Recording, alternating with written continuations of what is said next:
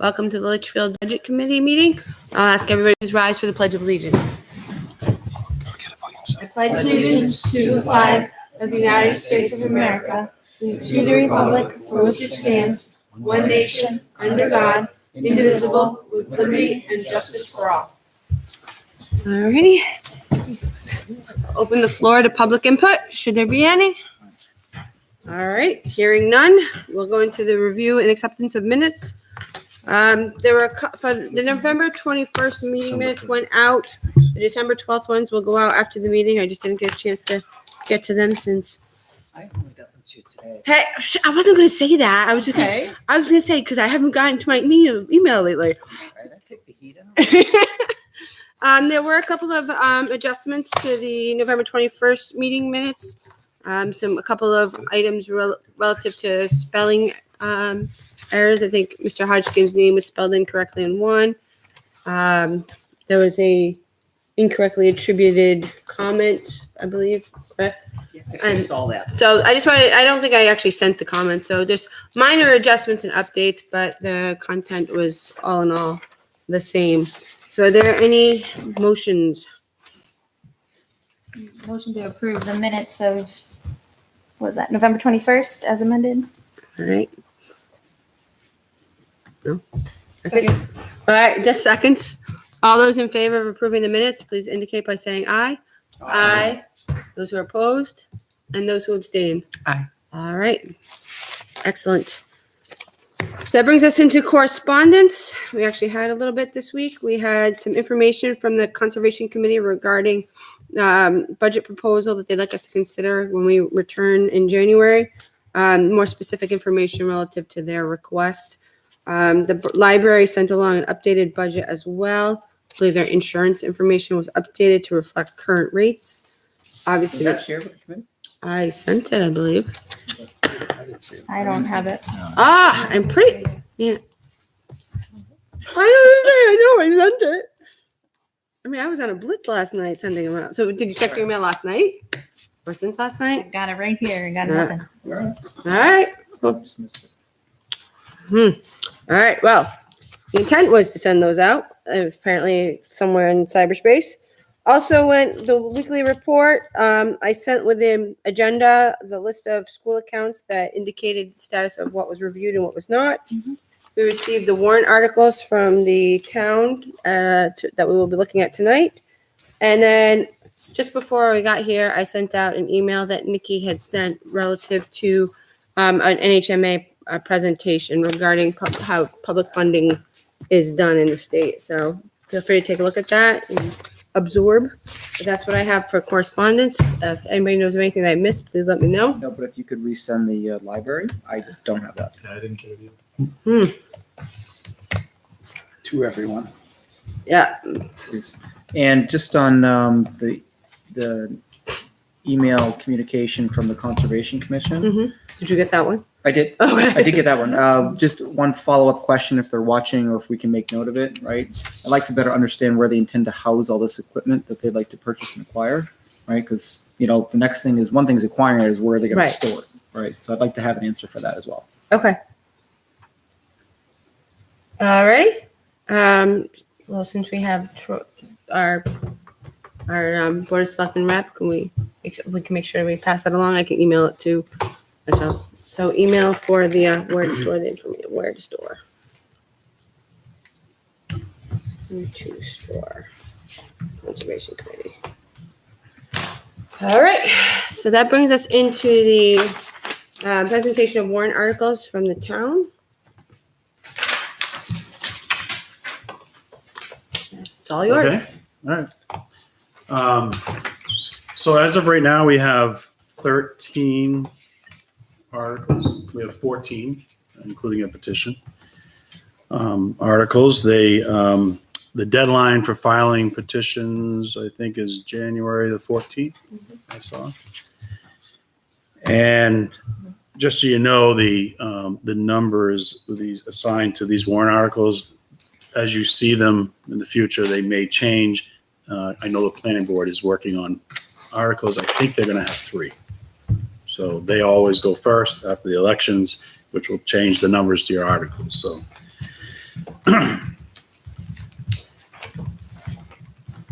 We'll just jump in. What I think the process this evening is introduce these articles to you. You're not going to be taking any action, No, right? no. So it's just quick introductions. Quick introduction, And that way we'll flush explain. out questions and I can get those Absolutely. answers to you. Okay. The operating budget, I know you haven't finalized the operating budget Next yet. meeting, correct. We have calculated the default budget at $7,050,661. I'm sorry, that's 7 million. It's in the Oh, look at warrant that. article. Yeah. Gotcha. Huh. We were pretty good. Article 3 is asking to create a full-time highway employee position. This position is requesting funding for 6 months. So, if this article passes in March, it gives us time to advertise for the position and hopefully hire someone by July 1st. And that's why you see the 6-month cost there. That would have a total cost, estimated cost of salary and benefits for 6 months at $35,964, a tax impact of 4 cents. Yeah. Article 4 is public safety communication system. We're looking to lease purchase this system. This would be a total, I wouldn't call it upgrade, I guess a total replacement of our communication system that the police department, fire department, this new system will get the highway department on 100%. And I understand that there would be an opportunity for the school department to join in as well for their internal communications and being able to externally communicate with the departments I mentioned and possibly even expand into their school buses and stuff like that. So this is new equipment, construction of towers, or putting equipment on existing towers. So, And the anticipated life cycle of this? well, the current system, I'm told, is about 20 years old. Okay. And I believe that there's been statements made that there's no reason to believe that the new system wouldn't have a lifespan or life expectancy of about 20 years. And hopefully the towers we construct would be able to be piggybacked off on in the future. Yeah. And would there be associated maintenance fees after? I don't know the answer to that. I think it would be maintenance as things come up. I There's not a don't know if it's an contract? annual licensing fee. Right. That's what I've not heard that discussed.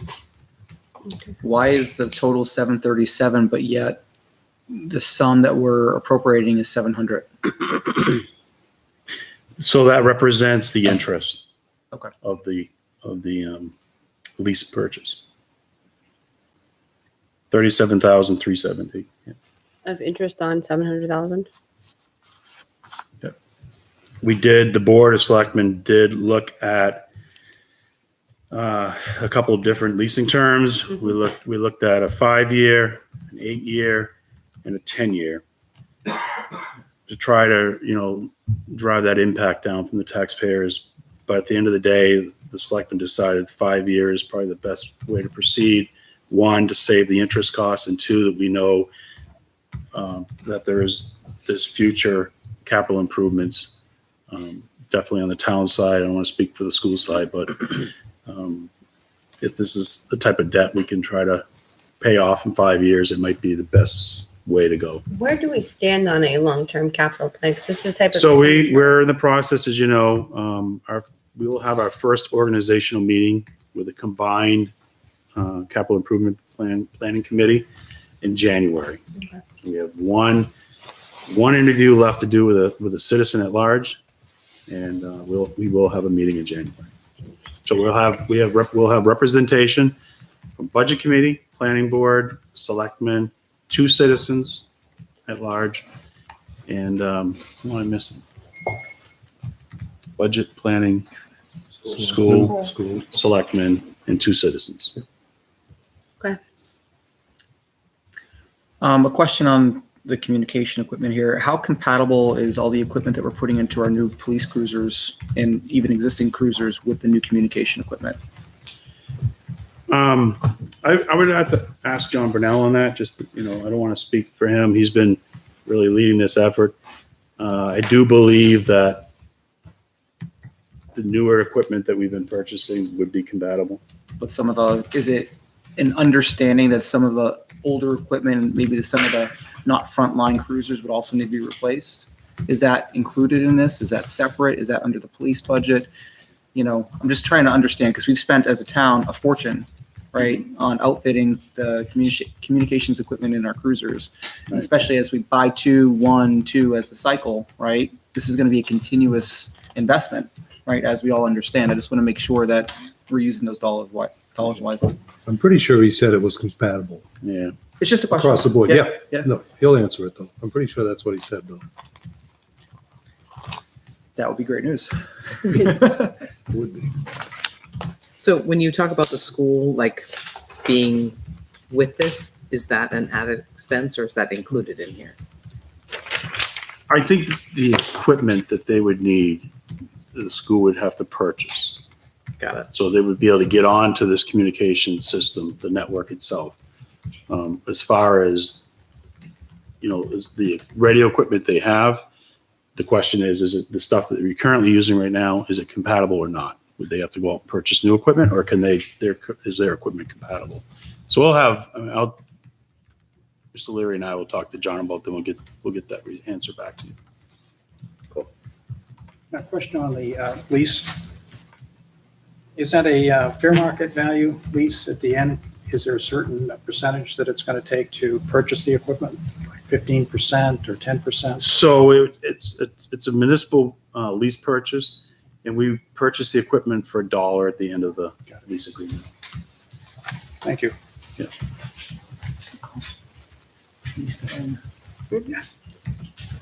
Excellent. Any other questions on that one? All right, next. Library earn time accrual expendable trust fund. They're requesting $5,000 be placed in their fund. This is, I think a lot of you've heard of this before, but this is the fund that helps pay employees when they retire, terminate early, or if there's an annual buyout of time. So they're at the point where they need to replenish their fund. I don't believe they asked for funding last year or the year prior. So I have to look. I don't remember. Not last year. So. I don't want annual ones. I don't know. Article 6, Human Services and Health Agency. So this is the same article we had last year. Last year was the first time. We're asking for the same allocation this year. The committee itself recently just formed, and we're reviewing the 2019 request. The selectmen just recently encumbered some of those funds. We didn't award all the funding, so we encumbered the 2019 funds as we're still reviewing proposals, and we'll be looking at the 2020 requests between now and your next meeting. Do we have a list of requests? I mean, I recognize that the whole point is to divvy it up, but still, if there's a basis for the 25 versus, or is it just? Recall last year when we had the request, it was about $39,000 that was requested in total. Okay. And we decided to appropriate $25,000. Right. So I I guess, don't know what the request is for 2020. right. So I guess my question is, are we appropriating more than's requested? Or if we're under that, obviously, then I'm less concerned. But if the request is 15 and we're allocating 25, well, then. No, we're Yeah. under. Yeah. Excellent. Articles. I'm sorry. Did Sorry, we go utilize all of that Not yet. in?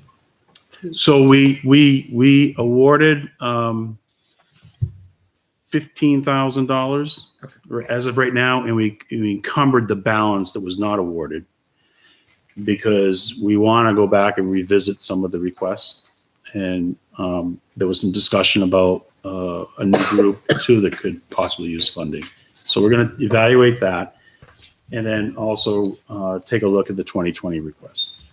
So that list be published once it's the money's awarded? Yeah, Excellent. definitely.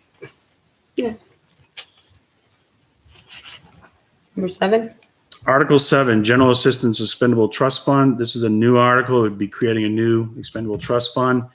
This would, the intent here is, I know it kind of initiated here at the budget committee level, establish this fund with $10,000 and let's just try to manage, the purpose of these funds and replenish the fund as needed going forward. I think the concern here was that we never know what it's going to cost for this type of assistance, and we continue to tax the residents every year, not knowing the cost. I appreciate it. I appreciate seeing this one on here, so thank you. Thank you to the Board of Selectmen for taking that recommendation. Dairy pond treatment. This is this discussion started at the Recreation Commission level and the Conservation Commission, but primarily it's really driven by Rec. The Dairy pond, that facility is overseen by the Recreation Commission. There's a lot of milfoil growth in the pond, and there's some other types of invasive weeds. We had a survey, an assessment done this fall. They've come back and they've recommended a 3-year period, a 3-year program to treat the pond. And so that's why this article was written it's asking $35,000. It's a non-lapsing fund, so that the funds don't lapse. They'll go off until December 31st, 2024. It's a 3-step process. So the first year will be the treatment of herbicides. There's a lot of state permitting that's required. There is an opportunity here that these funds could leverage some state funds, because there's a pretty good program in Concord throughout, trying to eradicate milfoil and other invasive weeds in ponds and lakes. So as of right now, though, this would be funding the project 100% for a 3-year period.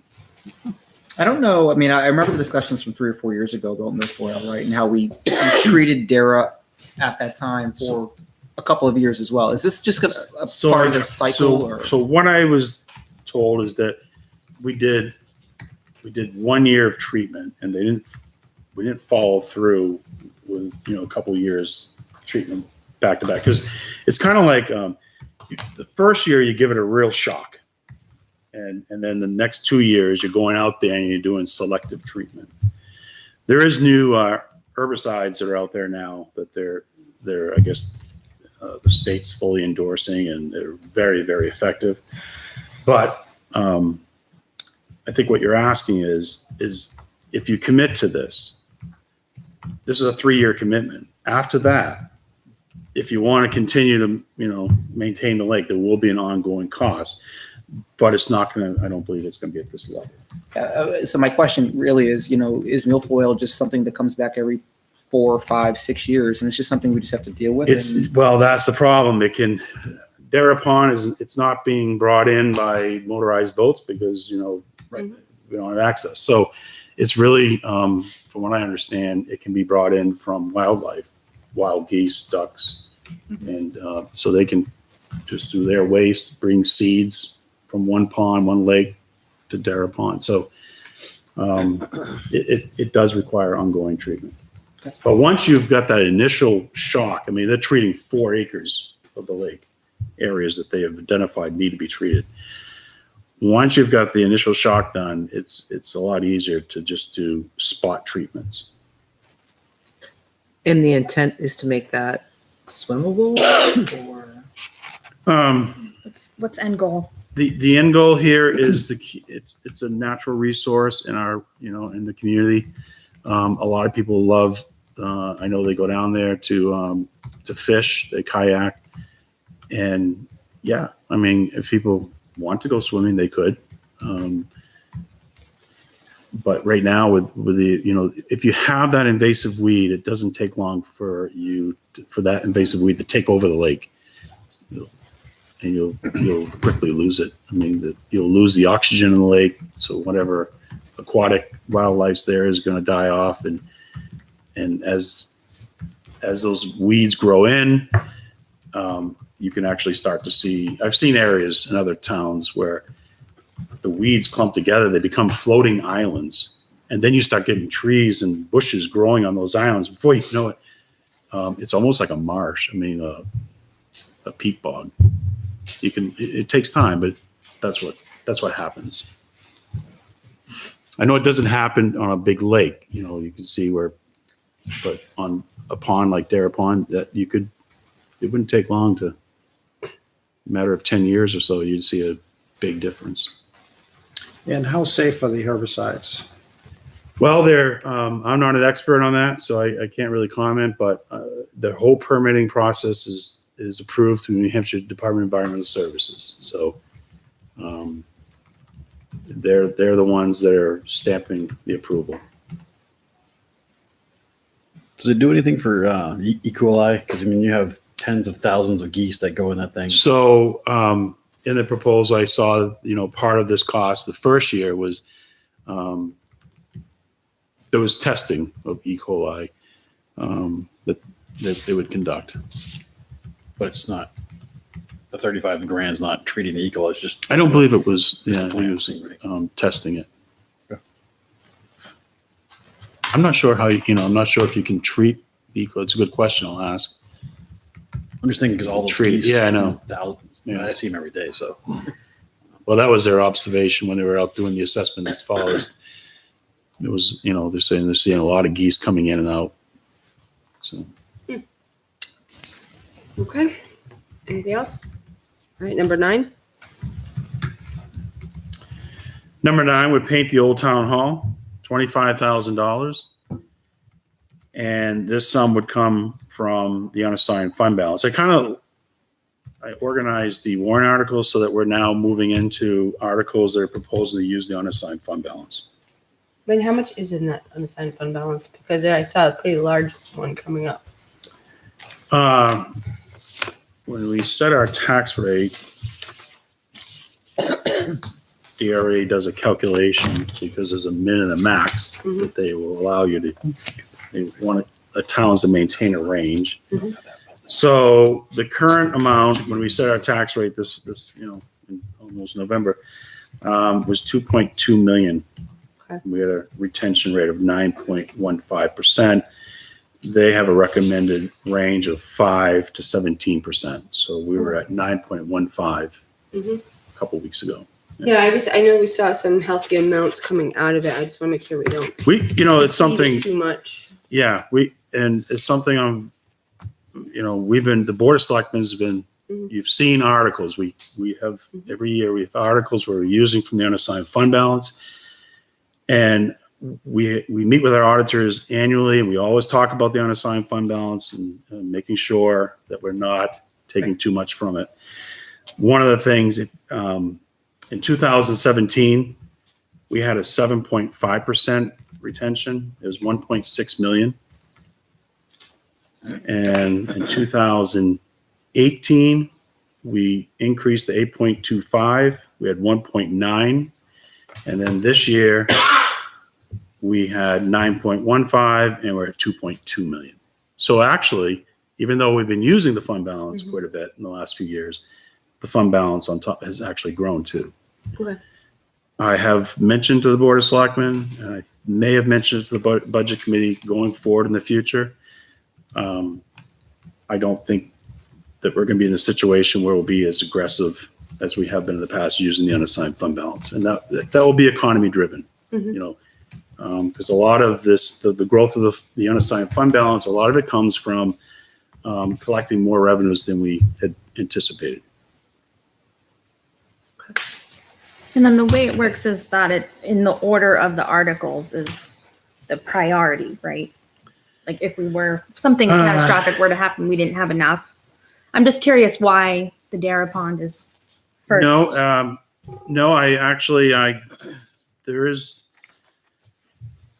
there really isn't.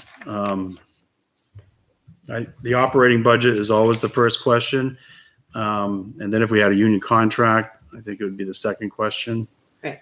And then because we're asking for a full-time employee, I always think that that's something directly related to the operating budget. And Right. that's why I placed that close to the operating budget. And then after that, there really isn't any priority. It does work that way in the school, but they have lesser amount of unassigned fund balance. Yeah. So they're more.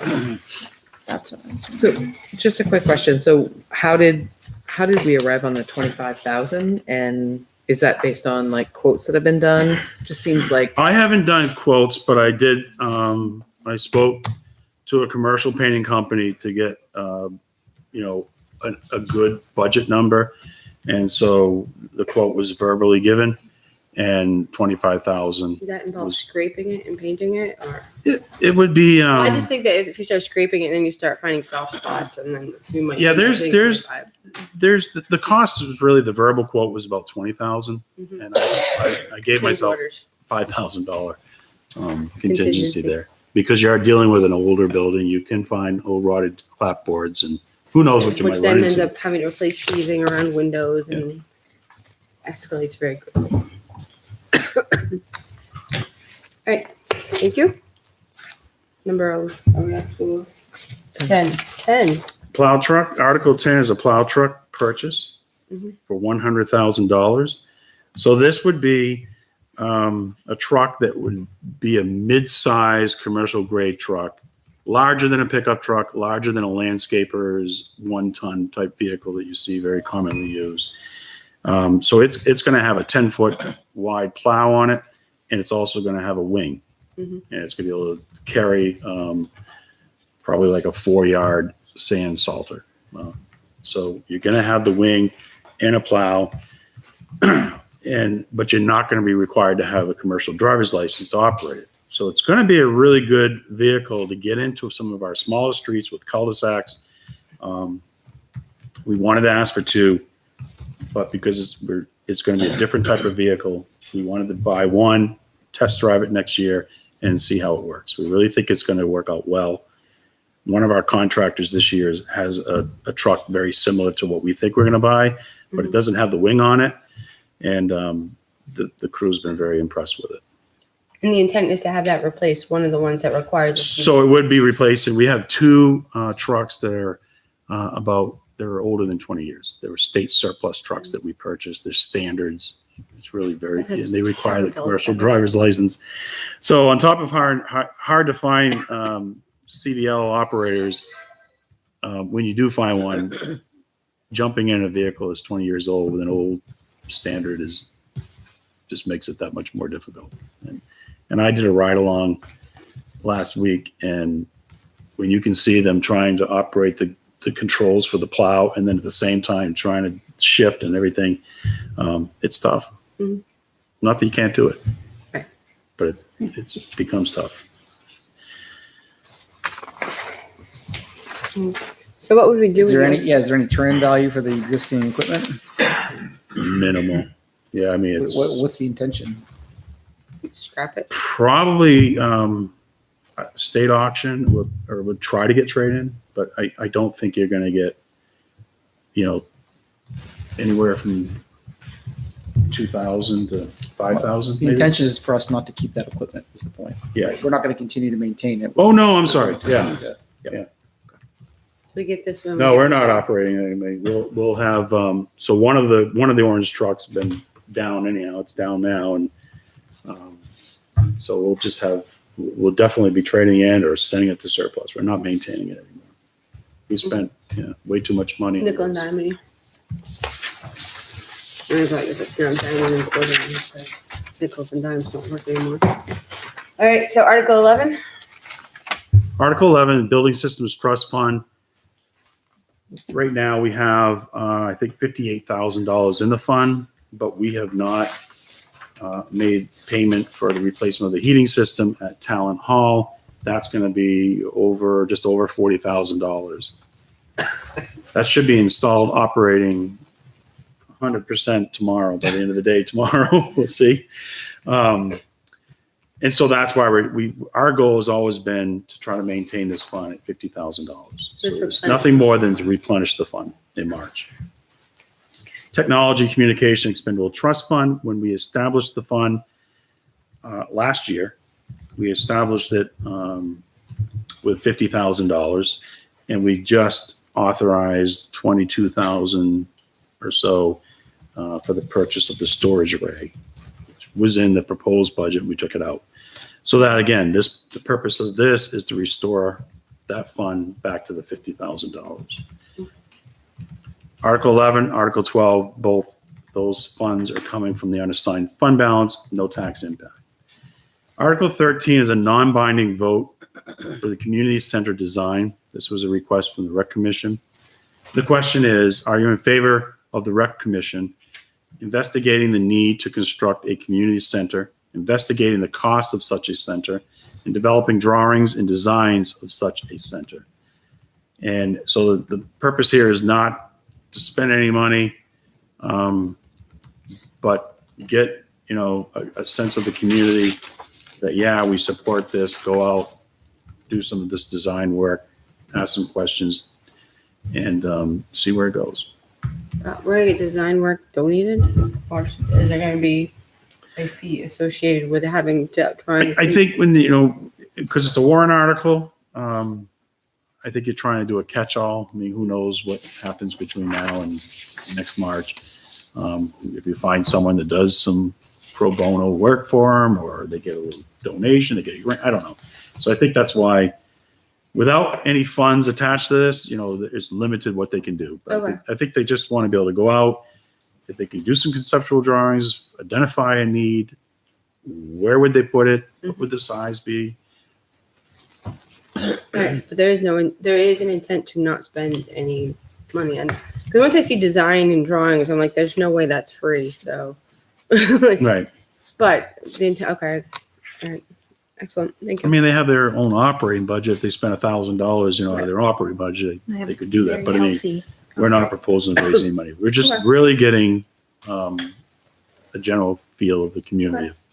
And is there feedback from the community that a community center is desired? I've not heard of anything yet. I think this would be the start of it.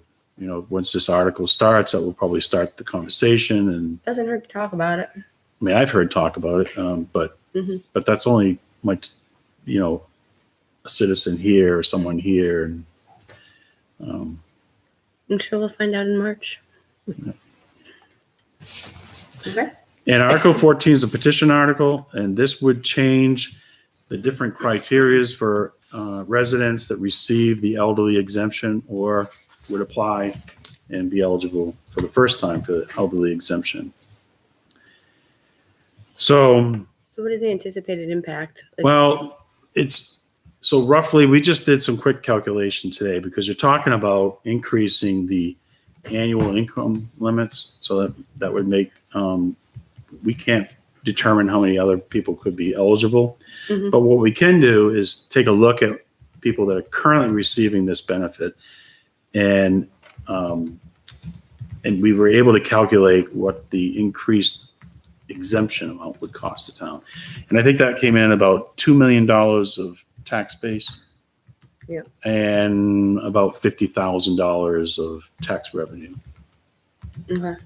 But the real number that, is about $2 million of assessed value that we'd lose Mhm. due to the exemption. Sorry, just the question I had reading it, is this normal verbiage for how a town would do this? Like, how do you? Yeah, this would be your Yes. typical warrant article for when you're either adopting for the first time or amending. I guess my question, is it the honor system? I mean, you can't go through people's. We retirement. file an application. There's an application they file, and we have income tax returns, we have bank statements, we do our best, and but to be honest with you, sometimes it'd be hard to really chase down all the assets. And there's no, I mean, if, I'm just thinking, if my sons, I'd go to a house in Florida, let the kids live in the house, there's no, I mean, So you It has to be have, home on abode. but I mean, if Twine Mill goes, it's my address, there's no recourse, correct? Well, so if you still own it, and we don't know that, but you're only supposed to get the exemption in one state, so you couldn't be claiming it in Florida too. But this is a petition warrant article, so this is prompted by citizens. that's correct.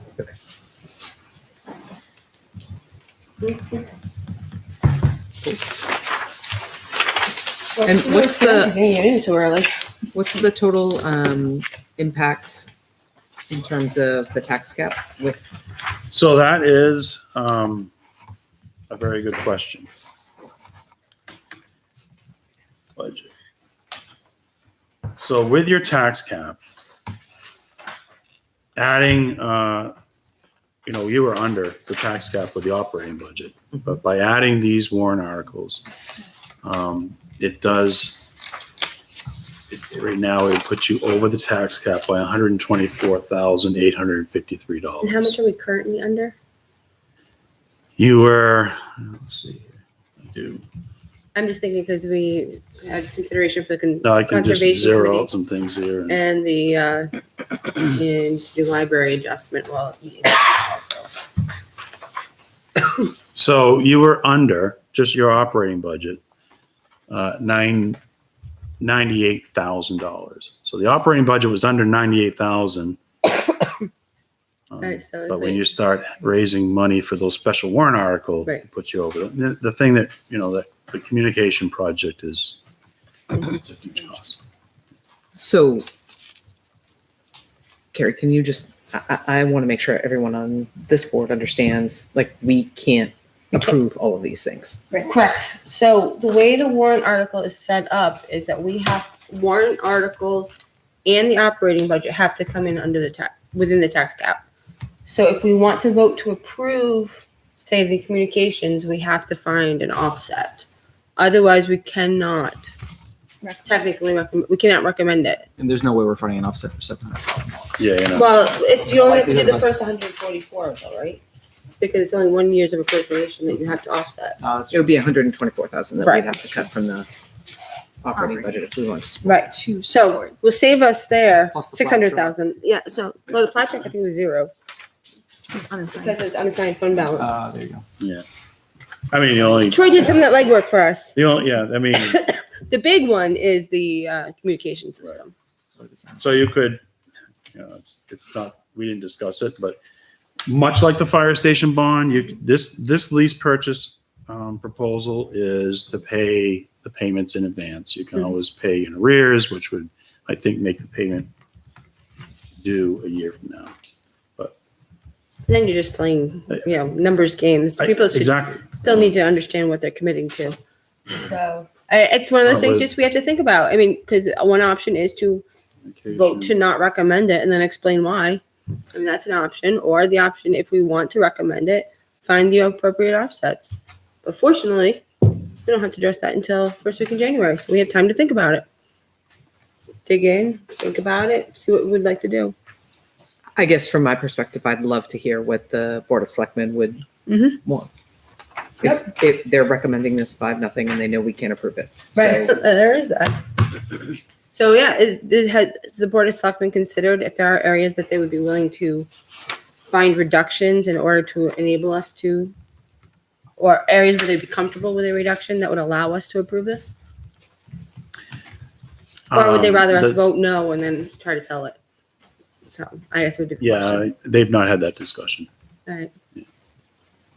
Because if there are areas where they're like, well, we were very conservative in our numbers, but I think we can tighten it up 1% or 2% to free it up. Well, then I'd like to hear what their recommendations are. But if it's one of those, no, we absolutely can't. There is no area anywhere that we can absolutely give up. Then are they comfortable with us voting no and then trying to sell it? So. And by the way, I'd love to be able to support it, but Right. I am surprised there's no highway block grant, road improvement fund Well, article this year. no, so That's why I just looked at the budget. I'm like, wait a minute, what did we approve? And we didn't, there was no, we didn't make any reductions here, right? But I thought the idea was we'd also see another article for that this year. It's a couple of years, I thought. We made good, my understanding is we made good ground on, through our investments, that we could hold off a couple of years. yeah. So one of the things, you know what? It's a good question, Andrew. The grant, the $68,000 that we're going to receive, I don't think we discussed that with the budget committee to add it into the. I just saw that in here. Did we put it in? Yep. Because it's offset by a revenue. You put it in here, but It's on the revenue side, it would be on the revenue side. But you countered it in the With a budget. revenue. Mm. But still your gross amount raised. So where are you, what is the plan to you, where do you plan to use that money then if it's offset the revenue on an expense? Oh. The 68 grand's in the budget, but they offset it with the revenue. That makes sense. So what we're not matching it then. Typically the warrant article is to match the. Well, highway that's fund. correct. So that's my question is, typically we would see another article for another $200,000, right, to match what the town is funding. Right. So Or to match this. you know that when we supported the fire station bond article, we removed the $200,000 road paving article, that special article. And the thought process was that we would slowly ease our way back into funding, getting ourselves back up to that $200,000. With the state funding we received this year, we're using that with impact fees and then the funding that we're going to use in 2020. And that's the approach that we're taking this year to help increase the funds. So. Are there any other questions relative to this? All right, hearing none, we will take them back up again. Our first meeting in January on January 2nd, at which time we can discuss the library increases, the request from the Conservation Committee, as well as the this stuff. Okay. And then we'll take the final votes and finalize what our budget's going. Yeah, so you'll be doing final votes on January 2nd. That's the expectation, yes. Yeah. Okay. Gives And us- then after that, you'll be going to public. Well, after that, the 9th will then be school budget. Yeah. And then the 16th is a budget hearing. Okay. All right, All right, well, thank you very much. Thank you Everyone very Have a great much. holiday. you too. Merry Christmas. Merry Christmas. You can't say Merry Christmas with that swear.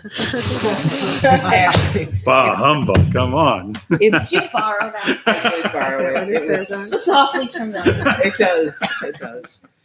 I had a Christmas event at work today and had nothing to wear, so. I am not the bah humbug. No judgment over here. Let's see. Switch gears. So now that brings us into the school. Come on down.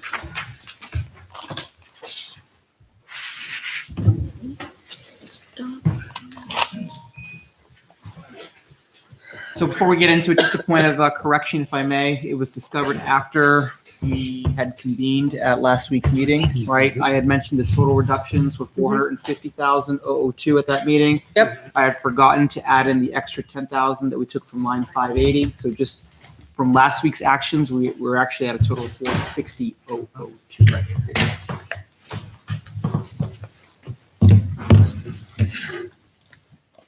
I think also we need a point of clarification because I know some communications have gone out that indicate that tonight would be the final vote on the school budget, and that's not quite accurate.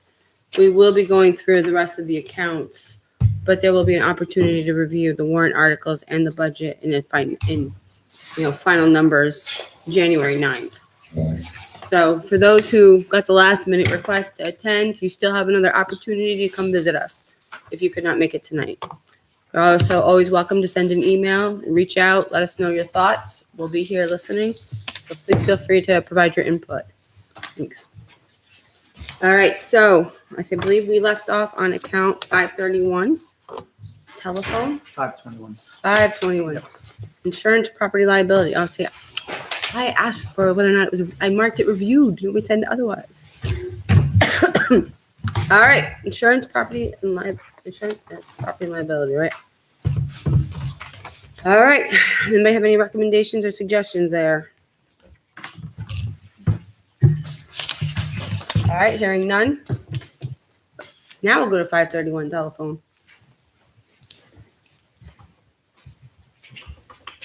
All right, hearing nothing. 532 communications. 534 postage and general expenses. 540 advertising. 550 printing and binding. Madam Chairman, I'll make a motion on 550 to reduce it by $200. Is there a second? Rob Leary seconds. All right. We've talked about averages for the past several meetings, right? This is one, it's just aligned to the averages. The average is about 5,500 and I'm taking it down to 5,500. All right. Thoughts from the school? None? All right. All those in favor of a reduction of $200 to line 550, please indicate by saying aye. Aye. Those opposed? Aye. All right. And those who abstain? Excellent. So it passes. Do we have a full crew now? 8-1? Yep. Alrighty. Just lost myself there. So that brings us to 561 tuition. All right. Hearing none. 569 handicap tuition. All right. Now this is traditionally one that we do address, but I think that with the unknowns and the growth of the community, until we see where that settles out. I was actually thinking about making one, but You can feel free. You can discuss it at least. but you guys said if somebody needs that's based on a need, right? Because it's been lower in the past few years. Is there a need like this year? Did more people move in with? Yeah, I think we're overexpended in that account this year Right. to begin with. That's based on current needs. Well, one thing I remembered though is we had that line item that said, we knew a kid, wasn't sure what their assignment would be, and then we received an assignment. So is that an additional child, or was that the child we were not sure, or a student who we were not aware of where they would go? Are we talking for the current fiscal year?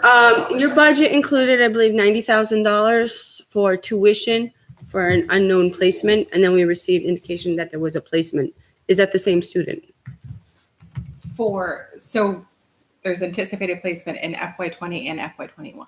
So we're talking FY21. I'm interested in the coming budget that we're reviewing. Okay. So there have been 3 unanticipated placements already this school year. So But that's this year, though. We're budgeting for next year. right. So even since developing the Okay. budget, there has been a placement. Okay. And there's 2 other conversations. So it's not the same. So my question is it the same student? Did we place that? We had an anticipated placement. We received information of a placement. My question was, is that the same student? You're indicating it's not. We have a placement and we still potentially need another one. So at the time of creating the budget, there were 3 conversations going on with anticipated placements. Okay. So not all of those students have been placed out of district. Okay. So it's not one particular.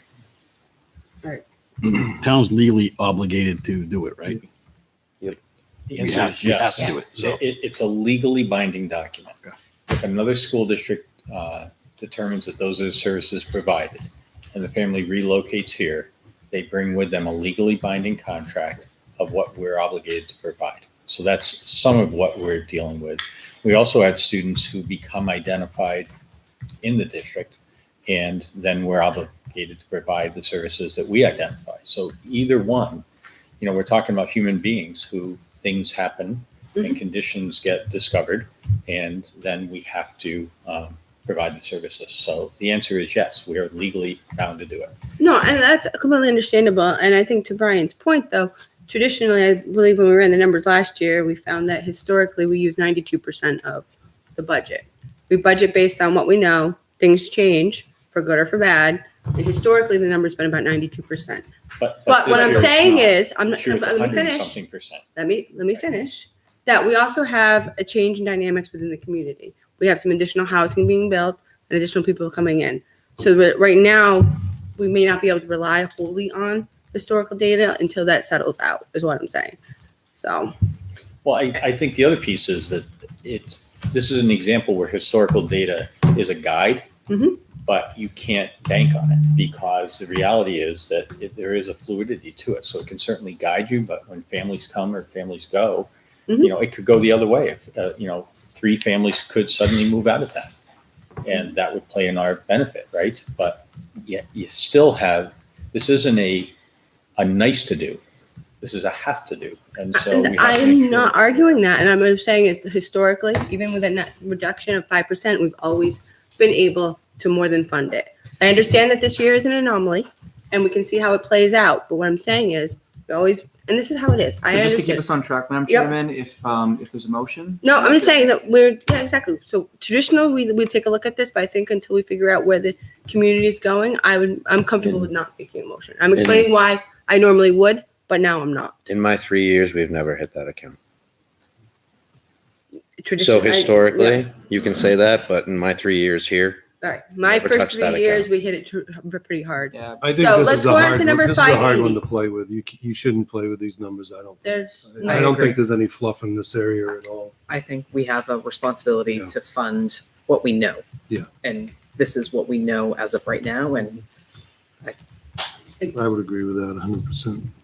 I disagree with the assessment that it's a cutting the services. Again, it's numbers. What have we budgeted? What do we spend? That's all it is. From my perspective, I get the emotional part of it. Mhm. I'm just saying that I don't necessarily it's not agree that we emotional, have it's a legal overfunded. obligation. I'm sorry? It's not emotional, it's a legal obligation, sorry. And we can, And if we cut it, we're required to provide those services, which means to cut somewhere else. I mean, so it's just, that's the reality. We have to transfer. back to meeting. but this is again where we go into the numbers. It has traditionally been over budgeted. That is, you can disagree or not agree, but that is the way it has been. And what we do an annual budget versus what has been spent. Traditionally, we underspend it because we budget for what we know, but we also know there's going to be changes. So it's a snapshot in time, which is going to change. It is not we're trying to cut or dodge our legal obligations, but it's a historical data. So moving on to number 580, travel.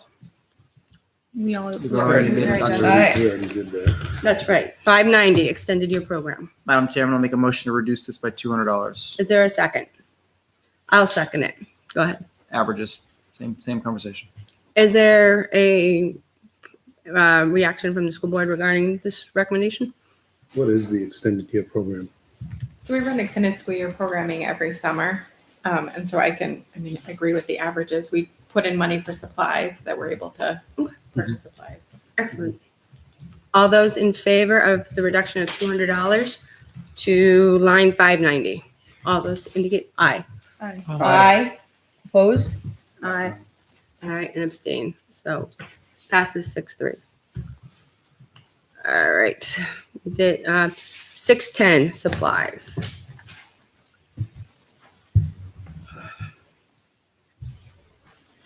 Is that your motion? Yep, I'm going to make a motion, Madam Chairman, to reduce this by $20,056. Is there a second? Brian seconds it. Again, same thing, averages, and just so the committee sees the numbers, these are the numbers for 17, 18, all the way through present, right? So if I look at the 3 year, in 18 actual, we spent 389,000. In 19 actual, we spent 387,000. And in 20, we budgeted 422. Mhm. And looking at that, we're right around the 400,000, 399,790, right? And so this is setting it at $400,000. So the principle and the concept is being applied throughout this budget. Yep. so I would just say, I know I dug in here last year and I made a number of motions to cut and got some pretty compelling reasons as to why we shouldn't. So I guess I would just be curious to hear from the school district thoughts here. I mean, 5,000 of that increases for additional square footage at the elementary school. Mhm. Where you have kindergartners using excess supplies more than we've used in the past. As for other Specifically individual on the accounts, tour, Dave had said that. Yeah. I mean, it's. And there's it's also literally like what when they you're use. dealing with those supplies, yes, as a school district, we get to purchase in bulk. Mhm. The costs still go up. Like these things don't come down. So I don't know. I mean, in my opinion, with all respect to Mr. Cutter, I mean, he projected a bottom line cut on his sheets, and with the health insurance reduction that we already took prior to even coming in here, that's not even reflected in here. You're at $750,000 already. You're killing us. So I think the other thing to point out is that supplies, and I recognize that this is a consolidation of supplies, but they run across the various schools, right? There was a lot, I remember a lot with like Project Lead the Way and certain things where the pricing had gone up Yes. per unit, that there were. And those again, when you have a program like Project Lead the Way, they frankly control the supplies. They say, here's the kit. This is what you need to replenish that. And we pay what they tell us the kit is. We'll spend more energy, shopping around trying to consolidate and build the kit. That's going to be a staffing measure, right? So there's a reason why, when we look at this, and one of the principals was talking today about a transportation cut. And again, it's being applied as a bottom line cut to transportation, but we're back applying it to the schools. And so I think it was GMS that has a total of $4,000 and took $1,000, their proration of it, right? So what does that result in? That results in parents are going to have to pay a fee to take care of some of the field trips, or we're going to have to depend on the PTOs to step up to fund some of that, because that's the way that cut goes, right? The same thing at the high school with transportation costs. You've got requirements for participating in sports and an obligation to have our teams travel and participate in the schedule that's developed. So again, how are we going to fund that when it's been cut there, right? So when I look at this and I think about a $20,000 cut, we're going to go back and we're going to prorate it to every single one of those lines. And in some cases, it could represent a higher impact on one of the sites. So that's just the reality of it when you take a $20,000 cut to it. And I remember from last year, one of the things that had increased was that there had previously been fees, I think, for family and consumer sciences, that there was a push to So not, that's part if of we're the- not doing that for other things, why are we doing that for that particular That's part of that set of increase courses? as well. So, there's a lot of things that go into why when you look at the numbers, it has gone up. And there's a lot we could discuss on that, but I don't know. Help me out here, guys. I'm trying to remember. You're spot on. That's You are spot on, right? My view is, right, if you'd like to make it Different. amend the motion, by all means. My view is, if I look at this, even go back to 2014, which I've done in some cases in this budget, just for point of reference, right? A $50,000, $60,000 increase from that time period forward is a lot of money in That's true. supplies. All right. Yes, they're all, for certain programs like Lead the Way, et cetera. And I can understand, again, costs go up. I agree, and I get it. I'm just trying to find out what that right number is. Mhm. If the committee's more comfortable with 10,000, make a motion. I'm comfortable with 20, personally. I think one thing to recognize too is 2,900 of that is the fifth kindergarten class, right? We've already stated that the fifth kindergarten class or an additional classroom would be part of a warrant article. So there's no reason that the school could not roll that money into that warrant article for outfitting an additional classroom. No. Because if you say that don't, again, Carrie, if I lost you. if we remove the fifth kindergarten or whatever teacher's classroom, a line item within this supplies line is for outfitting that classroom. If we do not have that classroom, then we do not need to outfit it. But so why not roll that into the warrant article for an additional teacher should you need it? Because if you need an additional teacher, then that person, regardless of whatever grade it is, would presumably want to outfit their classroom. And so use the funds there. Well, you're changing the intent of that a little bit, but I'm game. Because what we discussed last week is that we would make it broad, and we would say it was for staffing for increased enrollment. So if you're saying staffing, material, supplies, equipment for increased enrollment, and we're going to get a 9-0 vote to recommend that to the public, then I think we could easily take some of that supply money, equipment money, and so forth that is incorporated with increased enrollment and roll it all into that fund. But again, this is a trust thing with the committee, because you're saying, look, in fact, we've already raised and appropriated that money this year. We have that money in potential fund balance. So again, it's the trust thing of, if you're saying, look, you did it, Mike, with the school, don't do it again next year. Park it so that it's there, and we can increase it from 102,000 to 150,000. That's a way to proceed on it. And then again, if the shoe were to drop, we were to have 85 kindergartners next year, and we needed to do that, we would have money sitting there. But to me, just from a standpoint of, it's all associated with that additional position. Without that additional position, you do not need this $2,900. So for me, it all rolls together. So if I would be supportive of including, all encompassing the costs associated with adding that additional classroom. Me personally. Well, consensus of the board, because again, we haven't finalized that yet. So if the consensus of the committee is, hey, this is the way we'd like you to see it presented to the voters. I mean, that's what we're doing, is putting it in front of the voters anyway. They get to decide that. Right. But it's a way for us to consolidate that. Now we're gonna have to rewrite the draft, but that's fine. We can resurface that. Because like I said, it's identified within the budget as associated with that classroom. That's $2,900 out So, of the but 20,000. I understand that, but it still comes to the discussion. Well, but That makes it 17. that's That's- 2,900 in supplies. I know there's equipment. There's a whole bunch of other ones Yeah, I there's a got. bunch of identified. other ones associated with it. Mhm. So if what you're asking us to do and saying you would support recommending that to the voters, because again, we have that money already. Right. So happy to do that, but it's going to change again the purpose of that trust fund. Well, again, I support it as a more broad one anyway, so I would be fine with me personally, and people could weigh in on their opinions. I'm not signing on to anything. I mean, she doesn't speak for me, just like I That's don't why- speak for anybody. That's why I think that he's asking, like, what would be the consensus? Perhaps he'd be more comfortable with the 20,000 or 10,000 if he has an understanding that, well, the 29 that's allocated for an additional classroom could be recovered in an alternative method. So, because it is identified within the budget for this additional classroom. And we have said, please put this additional classroom or an additional classroom. We just or vote any- on Andrew's thing though, instead of Fine, sure. convoluting it with all I'd like kinds to of make a other stuff. motion to modify the amount to $10,056. I'll second that. I'd like to hear why you're more comfortable with I'm that. just, my biggest concern right now still goes back, I'm still not sold on the kindergarten warrant. We've cut a lot of money.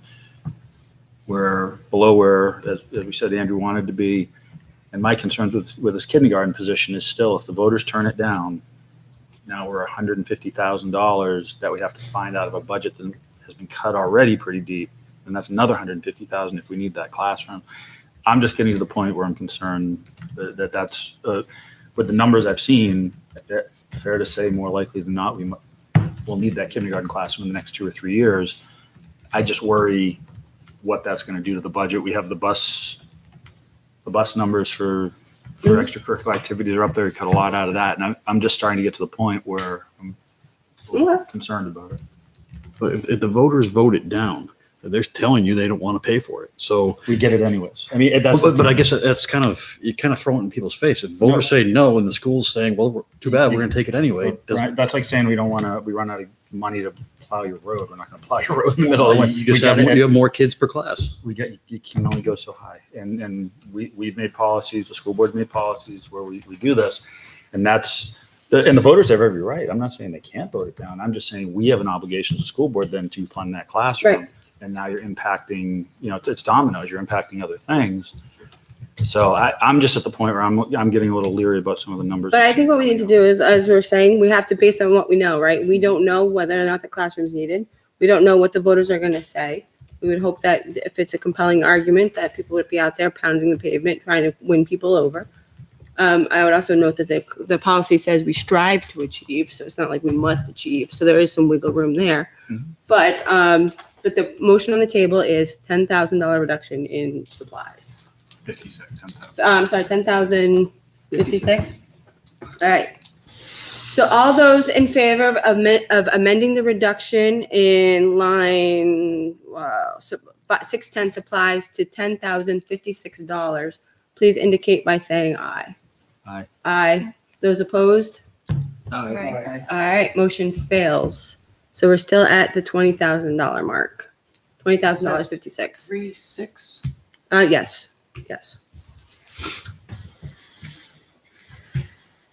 All right. So, any further discussion on the reduction of $20,056? All right. I'm personally am What are people feeling? I mean, some people haven't spoken, so. Yep. So go ahead. Anybody have any opinions either way? $20,000 too much? $10,000 too much? I mean, is there a compromise? 20. Okay. You're comfortable with 20. You're comfortable with 20. All right. All right. So we can move forward for the motion. Unless would you like to weigh in? I mean, I even think 10 is a little high. So Agreed. obviously I'm on the other side.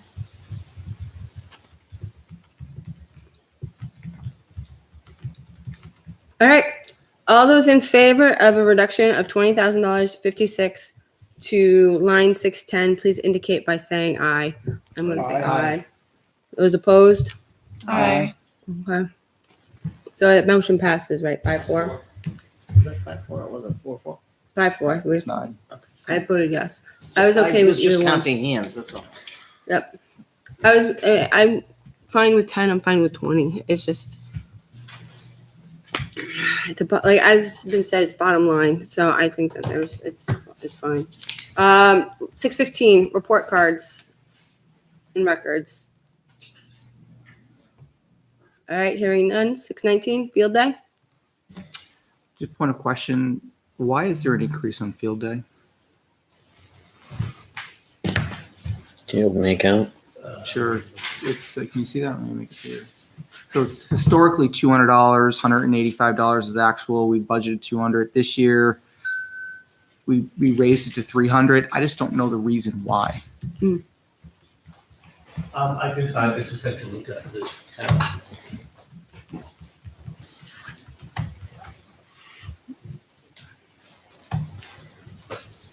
All right.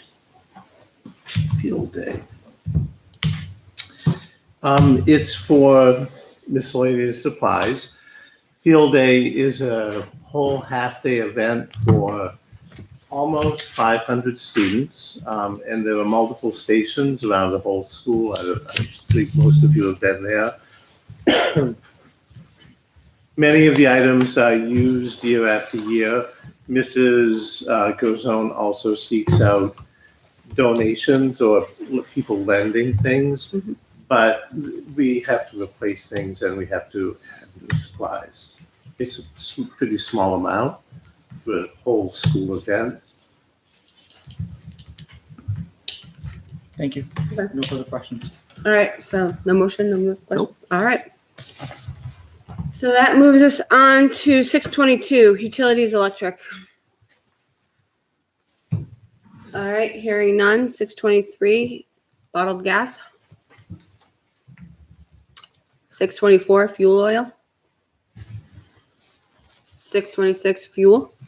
Madam Chairman, I'd like to make a motion here to reduce fuel 626 by $1,000. Is there a second? I'll second that.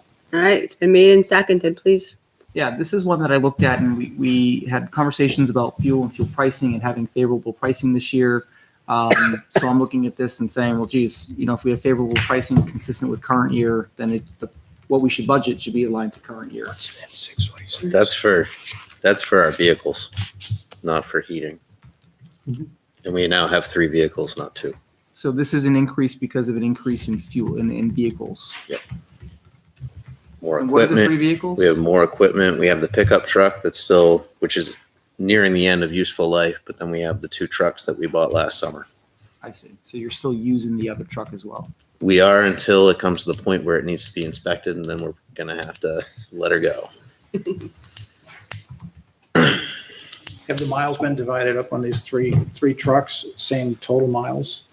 It's basically, there is a utility truck now where we didn't have in the past. We have a dump truck and a utility truck. The utility truck is now used by the staff to get from building to building rather than using their personal vehicles. So miles. it's more miles on the vehicles. Thank you. I'll withdraw my motion. Does Bill withdraw a second? I withdraw. All right, second withdrawn, motion withdrawn. All right, that moves us on to 630, food. Point of question here. Why is this an increase? This is across the schools, food. Can't speak to all of it, but I know the majority of it is special services. So we made some change in programming so we can work on more life skills programming at the middle school and high school level. And last year we added a food line to the curriculum. budget to support like new teacher orientation, things of that nature, where we usually historically have supplied breakfast for new staff, things of that nature, and we've taken it out of supplies where it should not be, so we just added a new line and took that out, shifted that around so it was more appropriate for our budget for an audit. All set? Yeah, also, I mean, this is one where, you know, it's gone from literally a couple $100 now to $3,000, and this is why it's standing on my Mhm. map, right? I'd be interested in what the committee's thoughts are here about a reduction. I mean, if it came out of supplies in the past, Yeah, it's hard for and me. we just It's hard whacked, for me to map. when you just took supplies pretty decently, then I think this, I don't think it's gonna, in my opinion, break the bank, but you're welcome to do what you. Nope, I'm good. All right, 6:35, publications. All right, 6:40, textbook replacement. Well, in this line item, I noted that 7,435 is associated with that extra classroom. So I would make a motion to reduce the textbook replacement line item by 7,435. Second. It's made and seconded.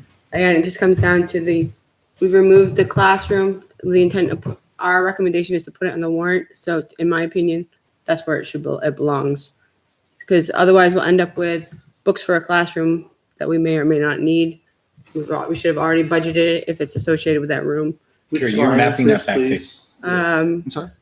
what are 640. you mapping that back to, the 7435? That's why I'm just going here. There was a line in there that says textbook replacement, or it was for textbooks for fifth kindergarten.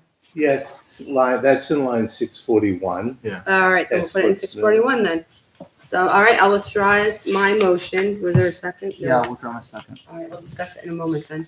So anything else on 640 for textbook replacement?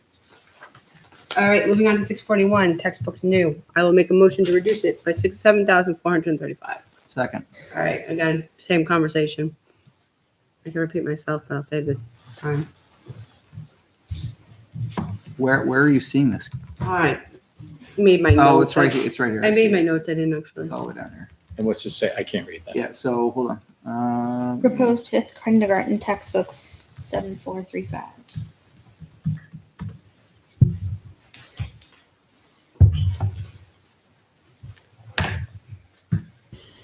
It's right here. If anyone has the whole school budget, it's on page It's right here. 5 of This is Right. this is the school budget I have up here. Right, I streamlined my notes, so I went through it line by line. That's where I put it. So again, my recommendation is it all gets rolled into one. Otherwise, if we don't need the classroom, then we budgeted for textbooks that we may not need. But if we need a teacher, it all gets pulled into that, in my opinion. That's how I would budget it. Yep, I agree. So any other discussion or comments? All right, all those in favor of a reduction of $7,435 on line 641, textbooks new, please indicate by saying aye. Aye. Those opposed? Aye. All right, it passes 6-3. Again, it's not to say it's not needed. I just don't think that that's the appropriate place for it. All right, so any other motions on line 641? All right, hearing none. 643, periodicals print. All right, hearing none. 644, information access fees. All right, 649, tape, CDs, DVDs, audiovisual. Okay, 650, software. I did have a motion here, but I'm not going to make it, given the conversations that we've had with the IT director and others, and understanding what's contractual versus not. Okay, appreciate that. Noted. 720, building improvement. Motion to reduce it below zero. 733, furniture additional. So just point of reference and question for the committee, right? 733, 734, 737, and 738 are all accounts that I had highlighted to the committee when I originally sent out this budget a month ago. Mhm. these are areas of increase, understanding, and understanding the needs of the district and the priorities about how some of this equipment, some of this furniture and equipment is at end of life. We sat in the chairs, right? We saw them, we understand it. My question is more about, geez, let's look at the numbers, right? So 430,000, 366, right? We're continuing to, this is 300. So it is overall less, but it's more of how much money are we putting into equipment every year, right? And is it just a continuous process of 300, 400 grand? Is the committee comfortable with that? Well, 18,867 is associated again with that fifth classroom. So based on, again, to be consistent, I would make a motion that we can make one motion, combine it all, or I can do it line by line and reduce them. But again, it should be, my opinion, the total cost associated with that additional classroom, whichever grade it may be, ought to be rolled together. So, but as a grand scheme of things, I mean, other than that, I think that, I mean, the building, CHS is 20 years old. Yeah, look, So, we all saw it, and I agree. Right, some of the equipment and furniture does need to be replaced. so my only, yeah. I mean, I think you're going to have equipment repair every year, furniture repair every year. That's the cost of doing business. We've got schools that are, everyone talks about Campbell being new. It's not new anymore. So I'm going to be completely honest. Things that are in those lines now, even if things need to be replaced or repaired, are now going to be repurposed to the areas that you cut.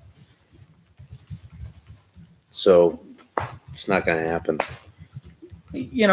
So That's we the second continue. time you're making this comment, and so I'm gonna Make that comment, Andrew. But I'm going to, because you keep telling us there's extra money, and you cut over $750,000 already. Yeah, but of which 250 0.5% increase from budget. What do you want to do? All right. So, so my only comments on these line items were the removal of the additional classroom, because I do believe that there are expenses associated with maintaining the building and the equipment. So if we wanted to encompass it all together or line by line, I mean, well, sorry. I mean, if he wants to say something, he wants to say something. Aren't we here to let people say what they want to say? I mean, we don't have to, we can be civil about it. I mean, just because they don't have the same opinion, we can at least talk about it, right? And if you got something to say, you were about to say remember something. input if it's not here. So Okay. So we're not going to talk. I'm very nervous about what you're doing with this budget. All right. I hate to tell you, but And- it's No, true. you are happy to tell them. You're happy to Because tell they're me. the ones making the choices. Remember, the school board already spent 12 hours going through this line by line, listening to the rationale, coming up with the decisions. You've decided $750,000 worth of their decision-making was false, and there's room to wiggle, right? And so you're making further cuts.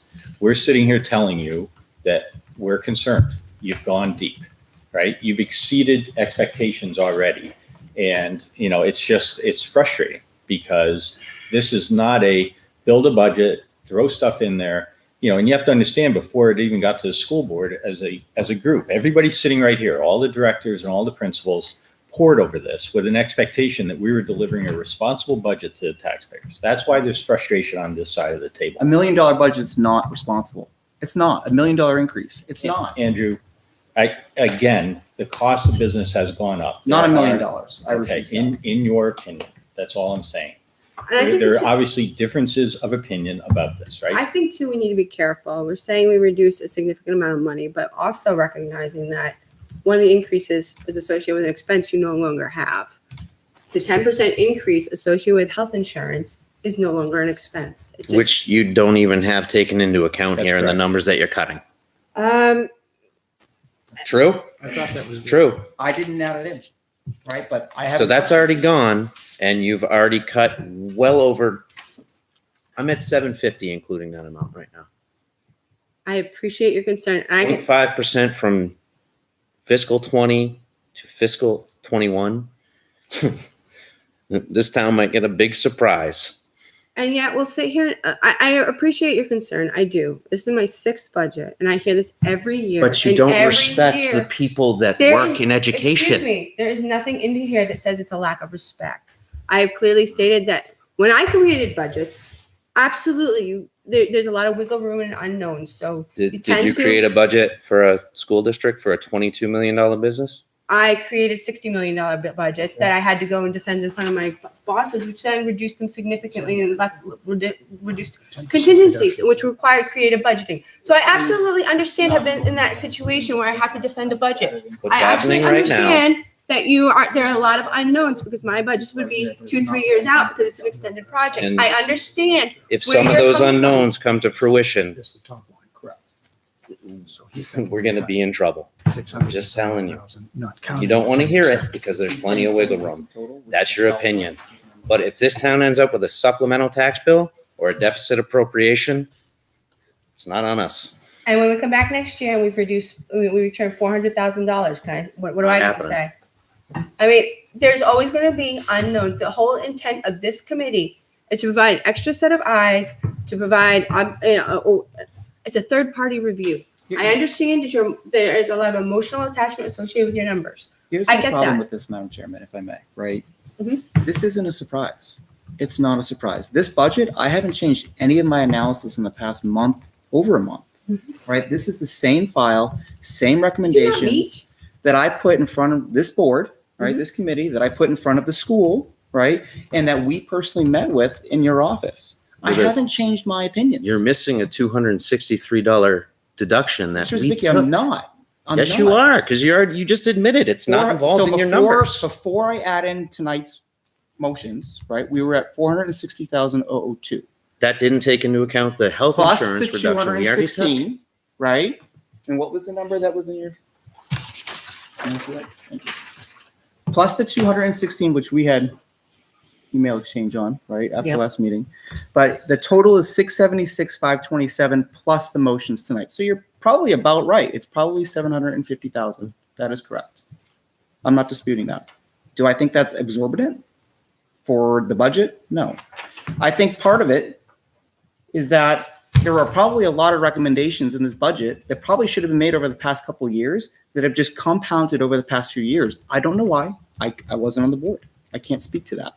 Right. But some of these increases are just like, it's all fact, Corey. It's all numbers. My motions are fact driven. It's not a surprise. It's been fully communicated to this committee well over a month ago and to the school. So I don't want you to be here and be surprised about these motions that I'm making. Andrew, it's not a surprise. That's not the point. There's an inconsistency. So let me tell you what that is.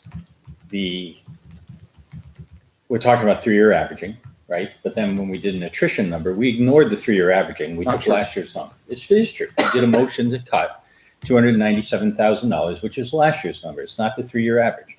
It exceeded by $40,000 the 3-year average. So it was inconsistent with what you say you're doing. That was a surprise because that wasn't the amount that we had talked about. Was the 296 not inclusive of the additional teacher, or was that in addition? We made a motion for 400,000, but it was the teacher plus the attrition. And the 297 is last year's attrition. And that was the right? will of the committee. I understand, but understand, you said there's no surprise. No, that was a surprise. You acknowledge that that's not the number. That's not a 3-year average. I mean, that's why, that's one example of where this hasn't exactly gone consistently with the conversation that we had. Okay. And I think the other piece is that the spreadsheet that you did, and I recognize you put hours into developing that, but it was preliminary. We probably shouldn't have given you the spreadsheet in that format at that point because the board hadn't even finalized it, right? So you're making cuts and projections off a budget that hadn't been totally finalized. The health insurance number that we don't get until early November is rolled into all of that. So when we're looking at all of this, it's really based on something that was a work product. And then you're being very rigid lockstep with the implementation of it. I mean, when we're talking $56, we're being very rigid in the way we implement that, but that was a work product and there's not that fluidity piece that goes with it. That's all I'm saying, right? So in the future, we'll wait until the final budget is there. We got all the numbers. We know exactly what we're bringing forward, and then we can work off of that because then we're all at least agreeing. I mean, this is like googly-eyed. Well, we've already done this. We changed that. The board's taking this reduction, and then we're back to the numbers that are prior to that. I mean, it's not as clean and easy as you're making it seem. Well, why don't we discuss how we'll move forward next year? Because I'm not sure we can wait till November to receive your budget. Because they'll never make it in time. So let's Well, get through this process. We'll do a lessons learned and we can discuss. and all I'm suggesting is that when we're all done, because this committee is making a bottom line recommendation, so I want you to consider wherever we land, if it's 712,000, is that really where you want to be? Is that really where you want to be? That's all I'm suggesting, because you're making that one cut in the end. This is an exercise of a series of cuts that add up to that. Mhm. And if you went too far, if you think you went too far, acknowledge that with the final vote. And Right. that is why, again, this tonight is not the final number. We will be picking it up again January 9th when we go through our warrant articles. To me, this is the first pass, and perhaps there will be additional information that comes forward between now and then. Hey, I really think that, this line item, or if you're going bottom line, Carrie, I really don't think we can do it. Can you help me out? I think I've tried to demonstrate I'm open to communication. I'm willing to talk. Convince me. Some of these, I'm not fully convinced. I see the numbers at the end of every year. Every year, we can't do it. We can't do it on this budget. You're killing our schools. And then we turn around and return $500,000. We did not So- return $500,000 last year, Carrie. How much did we return? After How much did we encumbrances, return? prior to encumbrances, how much was underspent? We returned how much last We year? returned 149. Encumbrances was running at 195. So 200 and some $300,000. So it's a Part sizable. of that was the transportation bill. That's right. So it's still, when we say we're reducing $20,000, you're going to kill the program. And It's not the 20,000. It's Yeah. the 400,000. It's the 700. large numbers that are hitting. It's not the $200 cut. I could care less about a $200 cut. So let's see where we land. $400 in salaries and benefits is So not a good idea. let's see where we land. Being honest. Let's see. Again, it's as I've been told consistently, it's a bottom line budget, right? So if 400 isn't appropriate there, but we underspend somewhere else, that's your purview. Do as you Very will. 80% of the budget. And we will continue to kick the So- can down the street on these facilities. So rather than get hung up and Continue to going get on worse. circles right here and getting incredibly emotional and angry, let's see where we land, see if the number's reasonable, and then we can continue this discussion because this is not the final night. We will come back on January 9th. We have discussions between now and then.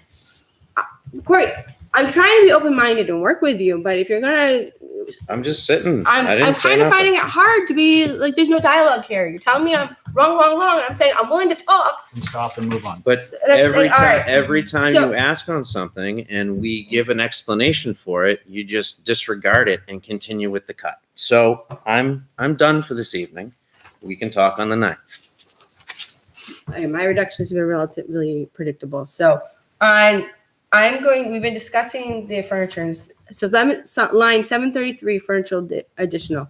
So I just wanted to say in regards to Andrew's comment about how does the committee feel in general about these numbers, kind of how they've gone on. What I got a really good appreciation for when I went on the tour was how was it Dave Ross? He explained a lot of his thinking about, because some of what I look for, just the way that the budget's presented to us about some of the additional, specifically to furniture additional and equipment additional replacement, it was always, so if we just look at, well, last year they spent this amount, now they're asking for the same, and they just found something else that needed replacing. But that's not, that is sort of how I realized I was making that assumption. And in talking to Dave and seeing the layout of the school and the different needs, that he's got this whole plan and really trying to balance the needs of the district with being fiscally responsible to the taxpayer, and that they prioritize the things that we need more of or need replacement of. Yes, there's always something else, but that's because things have been held for so long. Like there really is more, some of what Andrew, Mr. Carter, about more of a plan and what's going forward, and are we looking at things from a higher level? And I really did get that feel from what Dave was saying and some of Dr. Jetty and Corey's explanations. So I don't know if the video is available yet. I know it will be. And so maybe that'll be available before.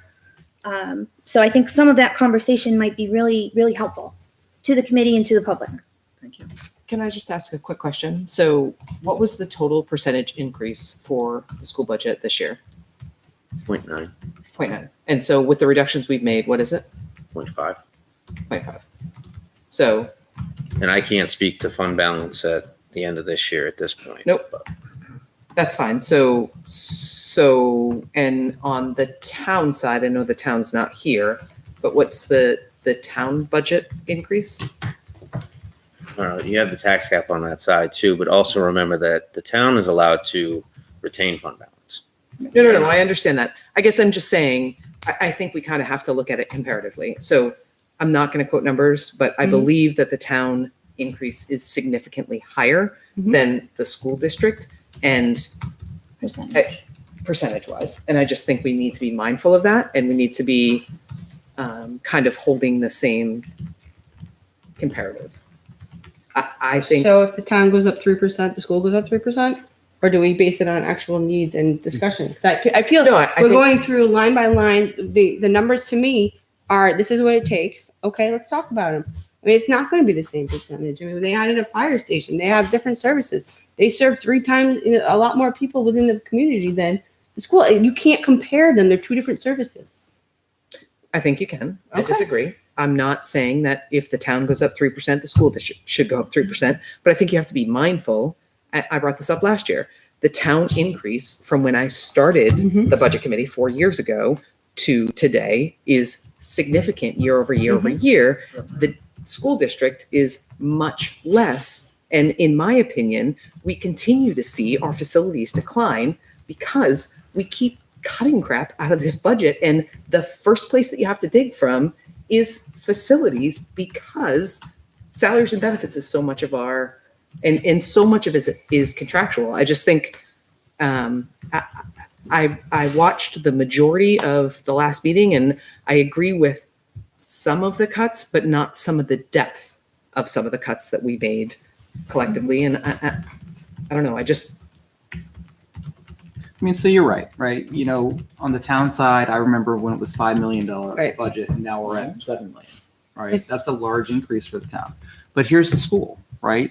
This is live numbers, 19 million, 19.9. Now we're at 22.9. So this has gone up $3 million in the same period. So I think too, we had $3 million on 20 million versus $3 million on But 5 million. what drove the increases is- on the town? They were warrant approved additional police officers, warrant approved fire station, warrant approved purchases. So all those major increases are warrant approved. Which actually the single major school increase, which was kindergarten, I would think in that time period, was warrant Right, approved. which was warrant approved. The same We've exact thing, also had Carrie. collective bargaining agreements that have been warrant approved. So I mean, it's not, so people can complain about the increase in the town, but all of those have been clearly stated, clearly identified on the warrant and approved as such. So So- that same explanation goes for the schools. We just said. I'm not, I haven't argued. Well, no, I but you think- just said the town is approved by warrants and the school's been approved by warrants. It's the same thing. I mean, we took our You're making an teachers and argument our that it doesn't- I'm not making any argument. I'm saying. You're I on the think- tape. You just said it. I You think just that said what Rob the is town saying, is warrant. kindergarten and collective bargaining It's were the the same most thing, Carrie. significant Did- increases.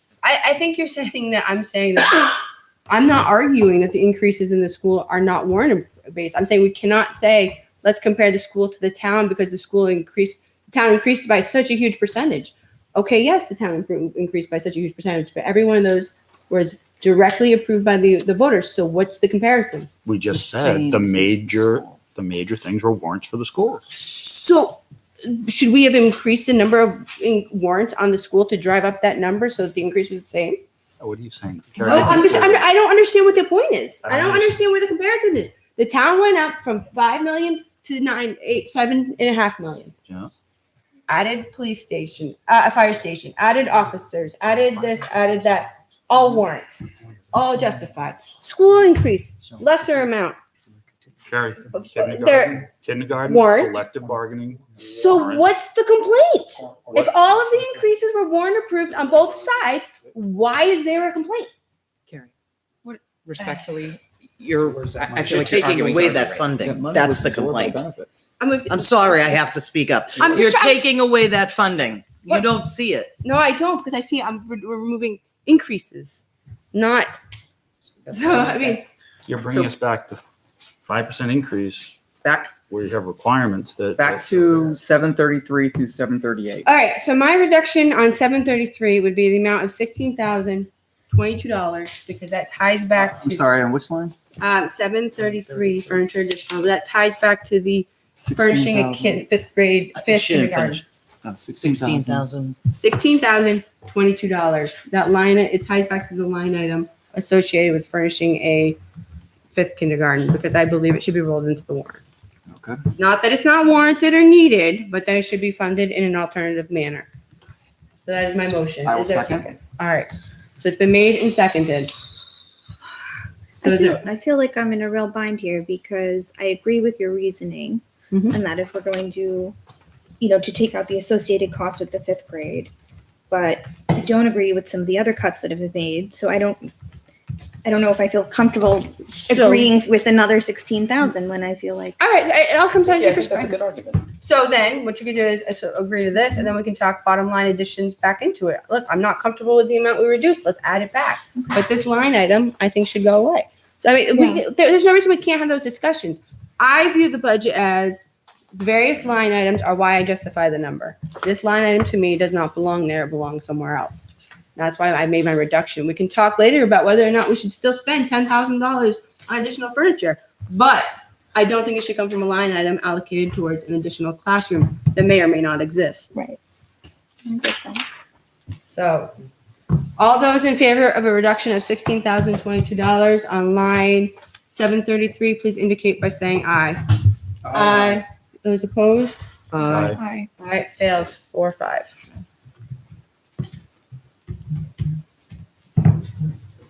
All right, well, again, consensus. Any other motions on line 733? All right, So now I just want to be clear, right, where the committee passed the reduction on textbooks, but failed the reduction on so furniture for that room. we'll have furniture for a classroom we don't have. May not have. It's okay. It's all consistent. Oh, we're all good. It's not funny. Or maybe we can take that Not money funny. and It's a put bottom it line. to We can use the word. bottom line.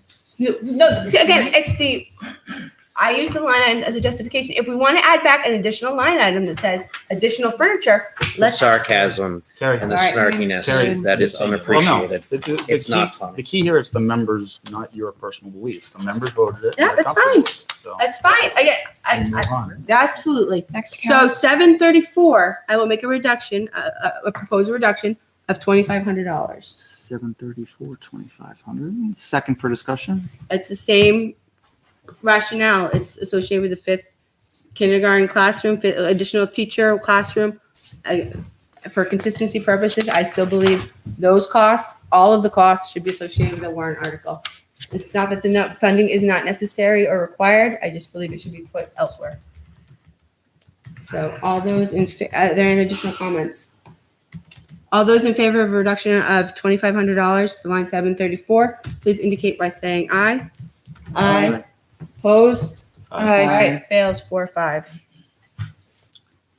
Any additional comments on 734? All right.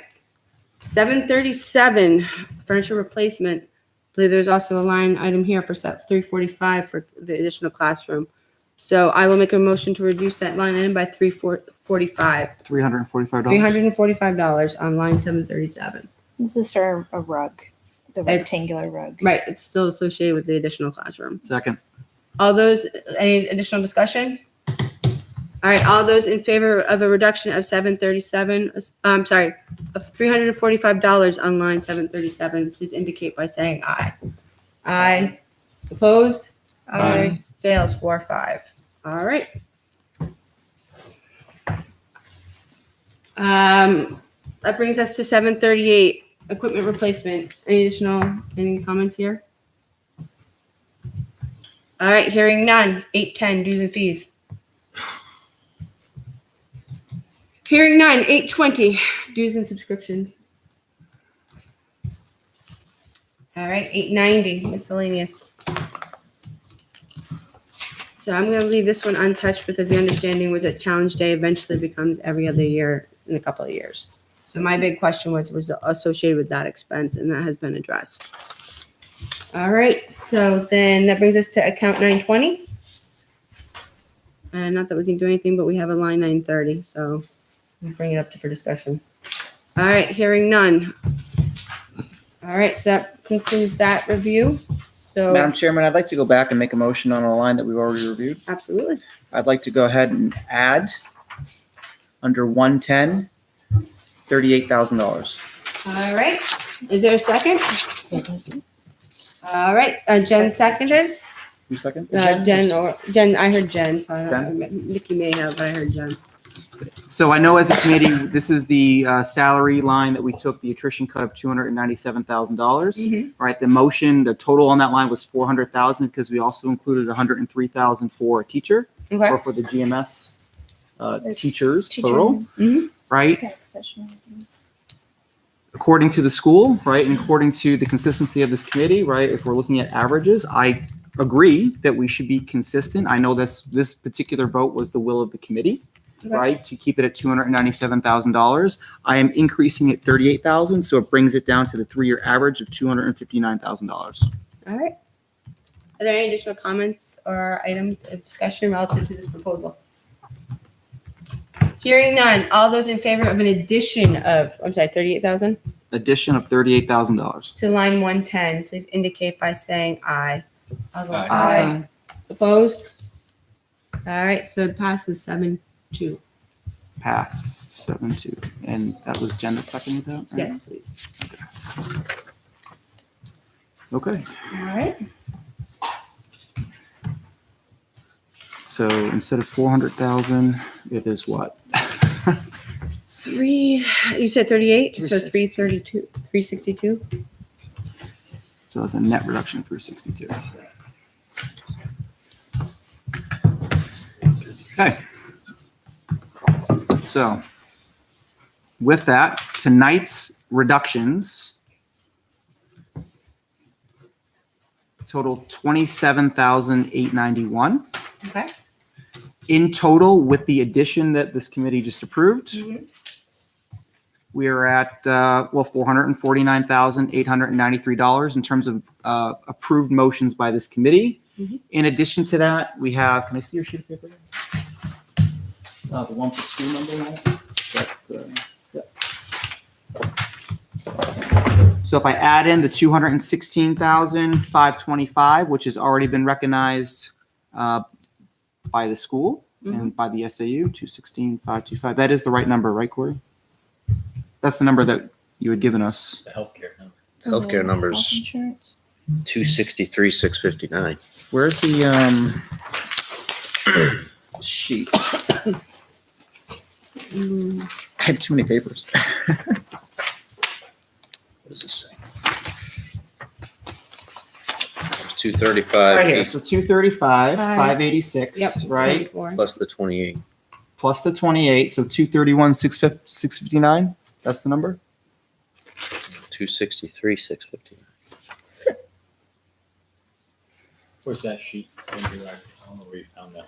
This The is 2,900 account. Back of- Oh, well, This was in the no, packet that- originally the disability was not carried over. So we had to add that trying to in. reconcile that number. No. Disability. So disability and life These insurance are, were not included, so that would offset the health insurance reduction. Correct. Which is why he had to do this.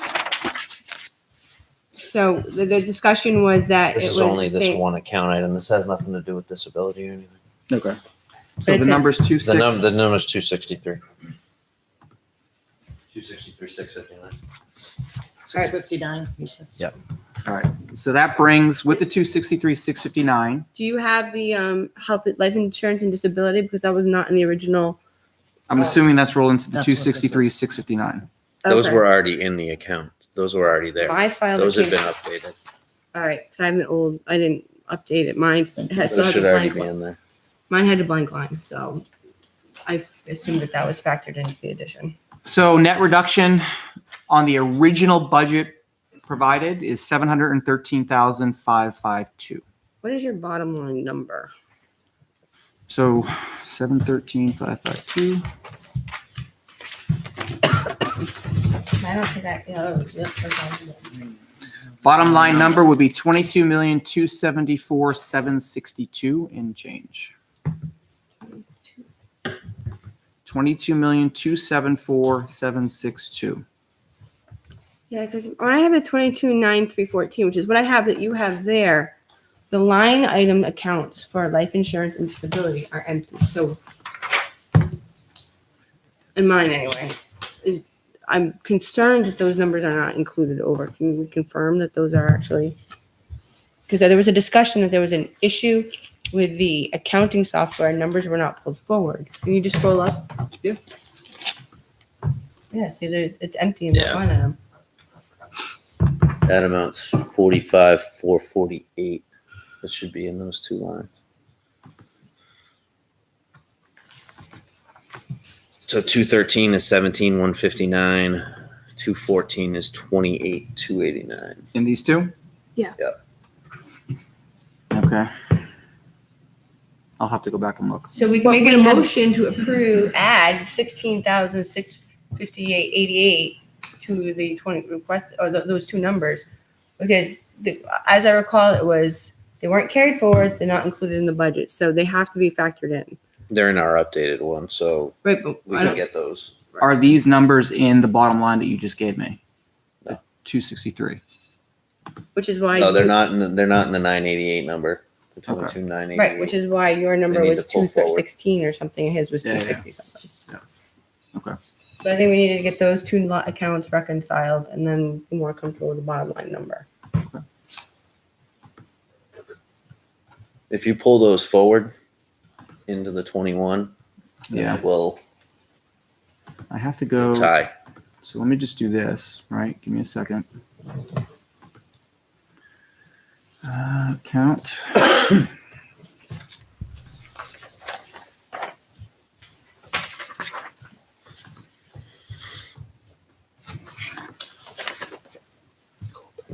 So I'm just going to take the budget here. All right, is that it? 44,948 between the two. Let's just see. 44,948 between the two. All right, perfect. So now I go here, copy. I think if I do, go. And just do a. Where's my pivot? So much quicker than I could do it. Huh? So much quicker than I could do it. Refresh. Now they're pulled in. All right. With the update that was pulled in. Which changes your reductions too, because we know we just added numbers. The 263 should be reduced.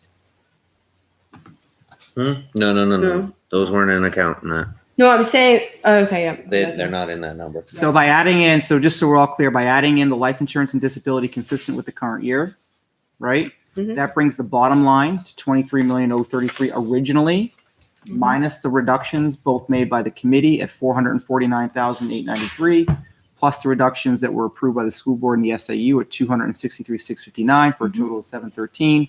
We're now at a bottom line of 22,319,710. Does that sound right?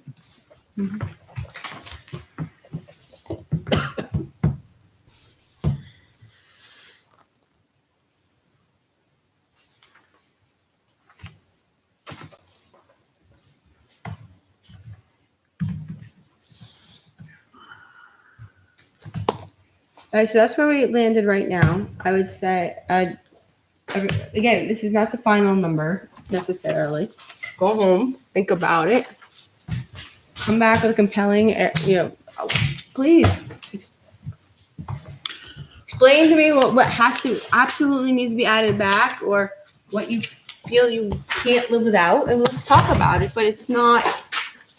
I mean, you're still talking a $400,000 increase. Yeah, that's about a 1.2% increase from current year. If I did that right.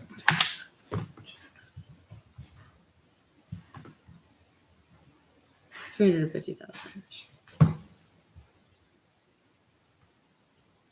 which I believe is on par with what we normally see in an increase anyway. So it just. I have 152,000 because this doesn't take into account year one of the contract that's in FY20. Okay. So the increase is less. We can reconcile the numbers. It's just. Yeah, I'll take some time tomorrow. So, you have the list of reductions that have been made. I do, Total. and I So have we them can separated send- between tonight and. Well, I think you send out the list of reductions. People can relook at them and see, are you still comfortable with those numbers, considering where we land? Do you feel that we went with a hatchet instead of a scalpel? And should there be adjustments made? I mean, let's have that discussion. If people really feel uncomfortable with where it landed, let's talk about it. I mean, it's not, I don't want you to feel like this is it. We're not willing to discuss. I'm willing to talk. But, I mean, let's do it in a civil and open-minded way. But let's talk about it. I mean, based on the first pass, I'm probably comfortable with this number. I'll dig into it and see if, I think we need maybe we went a little heavy here. But let's digest it and look at it and then come back on the 9th, because we will on the 9th and see. Maybe people are comfortable with it. Maybe people want to adjust it back in. I don't know. So a couple of thoughts on it. First of all, thank you for adding back in the attrition, because I think it's important that the committee consistently apply the rules. We actually look at 3-year averaging and developing, so that's another expectation that our team holds. So, the $38,000 restoration tonight honors that, right? So thank you for moving, put that back in. Our team will dig in and we'll try to figure out, are there cuts that are too deep? And then I think our next step is to have a conversation with the board, because we have not yet finalized our warrant. And there could be some possible, because I'm hearing a favoritism toward warrant articles as a way to have the voters weigh in on items, right? And so there could be some things here that we would put on a warrant and then let the voters decide. So that's another possibility. When I look at the town, I'm intrigued to see, 15 warrant articles. And so it's like, that's interesting, right? So that's something I think the school board has to weigh in on and make a decision. If you look at the old ballots, they went to 28. So 5 or 6 is, in my opinion, too few. So I'm all for, I'll stay there for 30 minutes and fill out circles. I think people ought to have an opportunity to weigh in. That is my personal opinion. Does not speak to everybody here. But I personally feel that the more say, the more support we'll get. So, and I want you to understand, I want to have that open dialogue. If you truly feel like that there's a problem, let's talk about it. Absolutely. Thank you for that. The other piece is to let the budget committee know that if you recall last week, I was multitasking, texting back and forth with folks at the firehouse. So at the 11th hour, there was a tentative agreement reached. We were hoping that we would have something to bring forward to the budget committee tonight. We don't. The association has not ratified what was agreed to, so it remains as a tentative agreement at this minute. My understanding is that they're hoping to have something ratified fairly soon. And our intent is actually the school board is going to meet at 6:00 on the 2nd. Assuming that we have something ratified by the association, the board will then vote. And then assuming that the 2 organizations have ratified, we would have something to bring forward to the budget committee on January 2nd. Now, are you meeting on the 2nd? We are meeting on the 2nd. We will be reviewing the town, finalizing their budget. And per our bylaws, we would need to receive it at that meeting in order to vote for it on the 9th. Because we review it on one meeting and then vote on it the next. So for us to be able to vote, unless we suspend the bylaws, Right, it's so just what matter our of, intent would be to bring it forward on that night.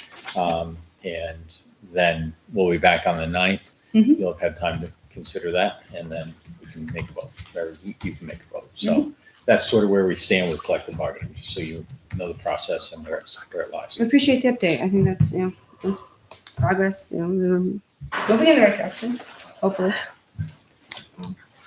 All right, so that brings us through, are there any other items relative to the school budget that we would like to discuss here? You guys? Let me just double check my notes.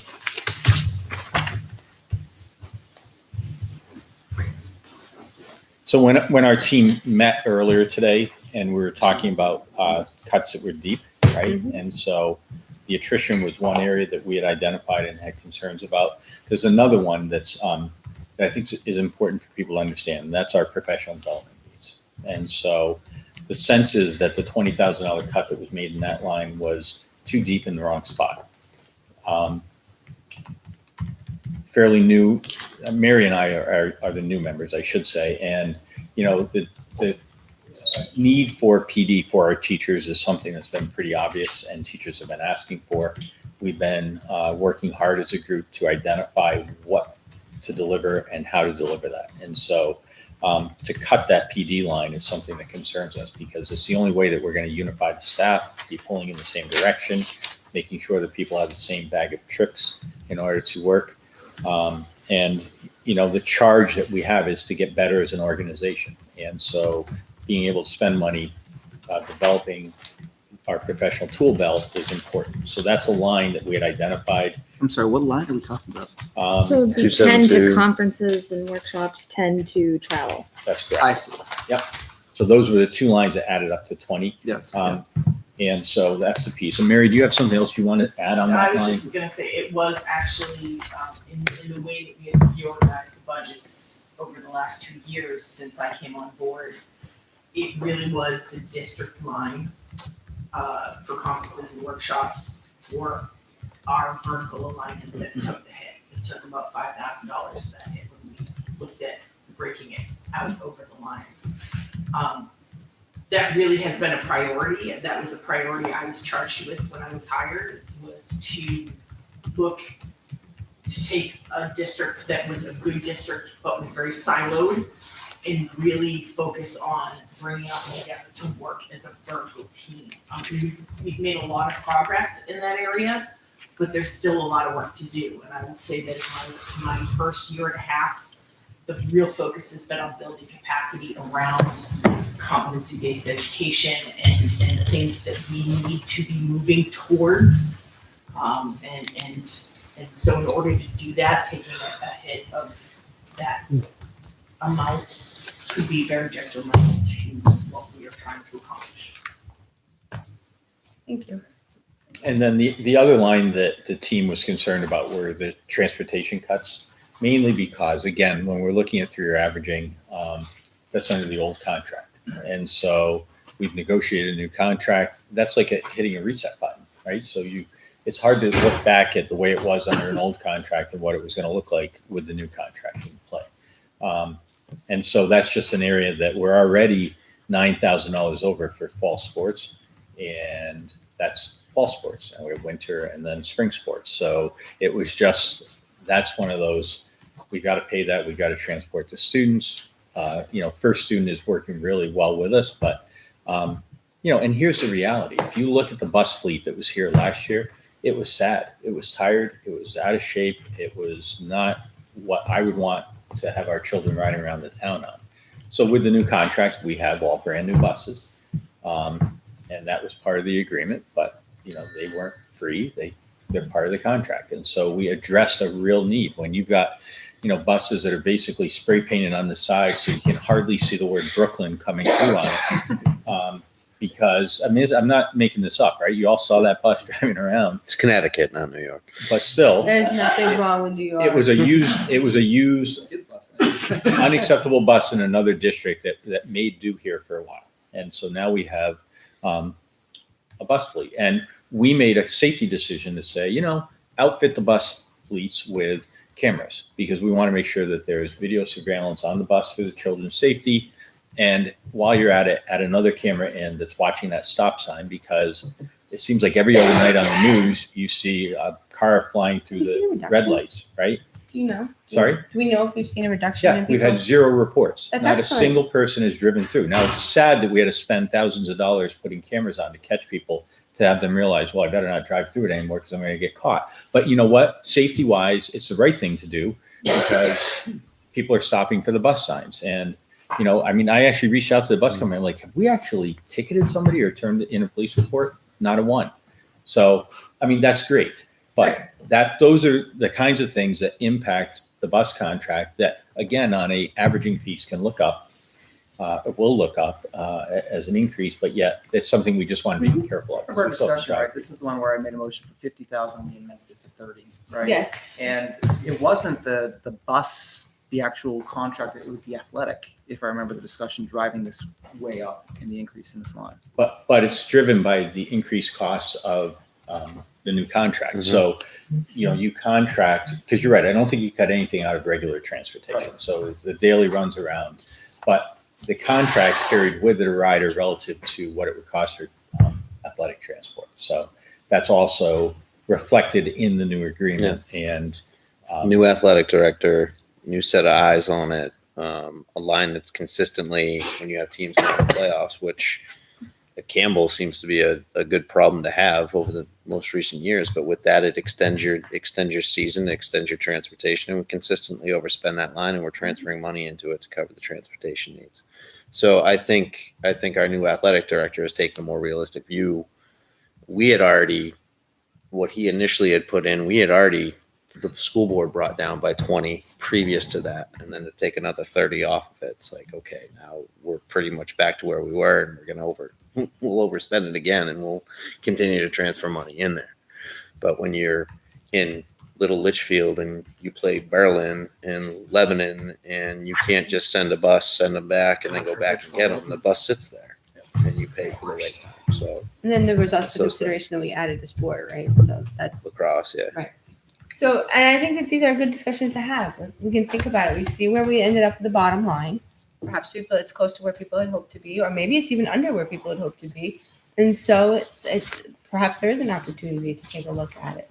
But I think it's good to have that dialogue and those considerations. Absolutely. And then one last point that we wanted to make is that, again, back to the class size policy, right? So the board has set that policy. We met again last night. Nobody from the public came to say we think this is an error. I can never make Wednesdays. There were no email communications that were sent to the board saying that we think this is an error. So I'm simply passing along information from last night's school board. The crickets are still chirping. Have we put on The question of class size policy, right? So that's just. No, I think that's an interesting input, but you're also reaching mainly people who are involved in the schools. I mean, have we reached out to other people that pay the bills too?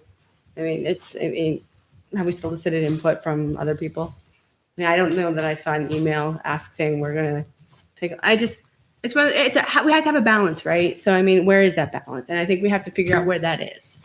And I don't think it's fair to listen to 10 people here when there's 2,500 or 1,800 voters who want to weigh in on that question. I mean, I understand it's the school policy, but we have a very limited, there's a very limited voice being heard. And I just think we need to be willing to talk to a wider range. That's all. Carrie, have you ever had isolation? It happens over 3 weeks. It's on TV. It's Carrie, I think that's. I've said my piece, and I'm not going back to it. So I would just ask if you ever had a child that's on the top end of the classroom policy size, because I have, and it's rough. So There's big. I mean, yes, I have. Tell you right now, I can speak from experience where. And you were happy with the experience? My concerns are not necessarily associated with the class size. All I can tell you is having had experience where a school board overrode a policy for a year, and I regularly have classes of 21 to 23, and they overrode a policy for 1 year and went to 25, actually 24 to 26. It was in 15 years of teaching, second career, the worst year I've ever experienced, because one or two kids, it sounds crazy, one or two kids in the class can make a huge difference in one-on-one instruction, especially in the day and age with technology and all that. And I know we're talking about one number, and I'm all for, and we did it this year. We were out of the bag. I think we won over in kindergarten. Let me just say, I mean, again, let's bring data, right? I would encourage you to go to the state website. There's a very nice comparative tool. And if you look at our class sizes and compare those to other districts, we are on the high side across the board. And we should point out, Mike, even after the change. Sorry? Even after the change, you're on the high side. That's correct. For kindergarten. And I'm not talking the policy numbers. I'm talking the actual numbers. So, if we compare our policy number to another district's policy number, we're where we need to be. But they're underachieving on their policy number, right? And so we're not. So our class sizes, real life class sizes, are high on the high side. So honestly, my concern is not so much that. My concern is the way in which the way in which it was sold to the people. We told people 4 classrooms at this many kids. It was going to be covered through attrition, through reduction in class sizes. If it's in the middle school, we're going to cover the 2 additional people. That is what we told the people based on policy on class sizes. We have now changed the class sizes. We've changed what we've told people we were going to do. So it comes back to the town, But Carrie, I'd say, but just interrupt there. You were we mentioned earlier tonight, people not being on committees. That was a completely different school board with a completely different superintendent and a program that hadn't run. All right. And when people discussed it, the decision was made. So I think you're comparing apples to oranges when you compare that. So there's also, my concern is consistency, okay? We had the same argument we're making for the kindergarten classroom teacher can also be made for the highway department personnel. The town made a personnel policy change. Why are we putting that person as if we're going to allow if we feel that the school board should be allowed to make the policy with no input from the voters, then why are we putting a warrant article for the additional highway person? Why isn't the town allowed to make that policy? The same arguments can be made. So in my opinion, if we're going to support the kindergarten position, we ought to also support the highway position. If we are not going to support the highway position, we ought also consider our stance on the kindergarten teacher. If the elected boards are going to set the policy, then why are we even weighing in on the other warrant article? Or if we're going to weigh in on the one article, we should consider one on the other side. Consistent. The position on both boards, both additional positions ought to be consistent. I hear what you're saying. That is on the something that should be consistency. considered across. The budgets are not finalized. We can take it up again in January. We can say we want to eliminate the warrant article for the town and put that back into the budget. But however, in my opinion, the positions ought to be consistent because the same argument that is being made by the school can also be made by the town. So it ought to be a consistent position. But do what you will. My position is very clearly out there. It's on one vote. It's the rest of, everybody else can make their decision as to how they want to view it. But in my opinion, we are not being consistent in our approach. And we ought to examine our positions on those and figure out where do we personally stand and how do we want to approach it. That's my opinion. So, I have a question which for the could school. be very well put it in the budget. And just one other piece. I mean, this is why we elect a school board. Mhm. And so we can't take every policy the school board does and bring it to the voters. I hate warrants. I'm pretty sure they used to.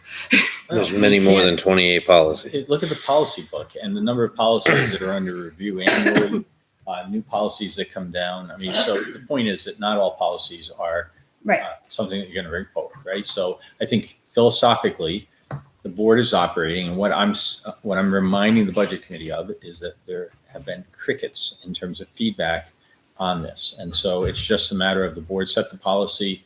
They did seek feedback on it. They initially heard from people saying it's too big. You need to get that number down a little bit. We looked at neighboring districts. We aligned with our peer group, and so it's not like we went radical and did something really crazy. We did what others are doing. And you're talking about one grade level, kindergarten, which are our newest students who are most vulnerable in terms of getting off to a good start. So I honestly don't think it would fail. I think it would. So if you look back at the original warrant articles, it was policy changes that had fiscal impact were the ones that were mostly requested information on. This was a policy change with a substantial long-term fiscal impact. Therefore, that's why I would argue that it should have been considered. That's my opinion.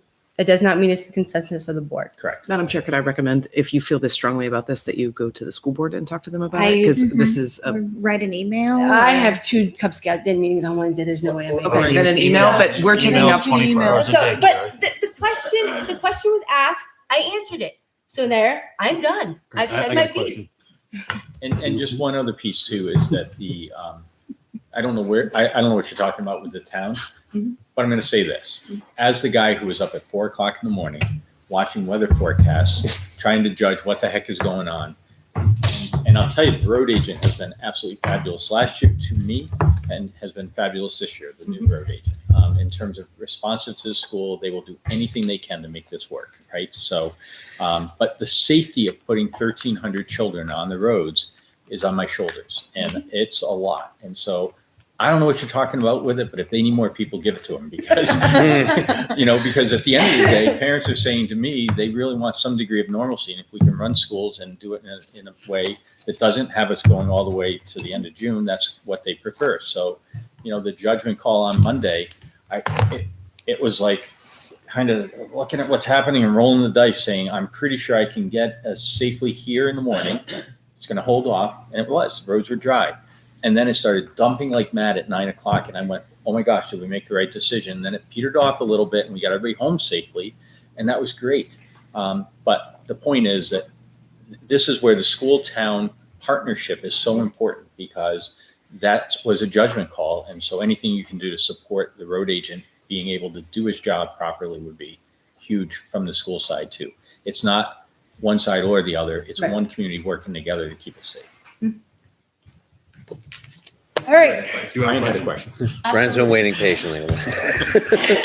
In reduction to the busing, when it comes to the athletics, because I just don't know, are parents or kids charged to do sports? They are not currently charged. So is there a reason why we couldn't, if they're the ones using the equipment or using the product as the sports team of the bus, why is it that they couldn't be charged, to supplement that budget? There are school districts that charge a user fee in order to help with uniform costs, transportation costs, et cetera. So that does happen in other districts. This is not something that I've ever recommended, and I'm going to tell you why. There are some families who will easily pay that user fee, and there are some families who struggle. And I don't want to see an impediment to an athlete because the number of children who participate in school sports, and that is the motivation that keeps them in school. They keep their grades up because they want to play on the baseball team. They want to play on the golf team. So it goes hand in hand. And the minute you create a system where for one family, it's a drop in the bucket, mom and dad write a check and it's no big deal. For another family, it's a choice that they're making relative to paying a bill, check to check, that puts them in a bind. And it does create that. So that's the reason why I think we commit. Again, whether we like it or not, athletics in the United States are school-based. They're not club-based as they are in Europe. They're school-based here, and it's just part of it. And honestly, it provides, it extends the school day. There's a reason they're called co-curriculars because what our athletes are learning on the field in terms of teamwork, collaboration, rule following, et cetera, it carries over into the classroom. So I think it's all part of just keeping it together. And I'd just like to add that I think the current board is moving away. I think, correct me if I'm wrong, we're done with fees for anything, correct? Including parking at the high school? No, I don't believe so. There are I parking believe, fees. I believe any class, with the exception maybe of woodworking, if they build a picnic table, or is that gone too? That's okay. And we just made a point because I'm a firm believer that if you're going to charge the athletes, I think it's only fair you're charging the science students for their lab equipment. You're charging the robotics for the robotics equipment. School is an extent. These activities are an extension of the school day, and if you're funding one, you have to fund them all. In my opinion, that's why I think this year the board, I think Brian moved forward with funding Scott's the Geese Festival. We changed the food because how do you charge a kid to go to a festival playing music, which is every bit as important as the game that's going on Saturday? So I think it's got to be. Personally, I'm strong that if you fund one, you fund them all. And it only helps the kids. Don't you teach people responsibility that if you can't pay, in order to do something, you have to pay for it, or it's responsibility. If you don't have the money, you can't do it.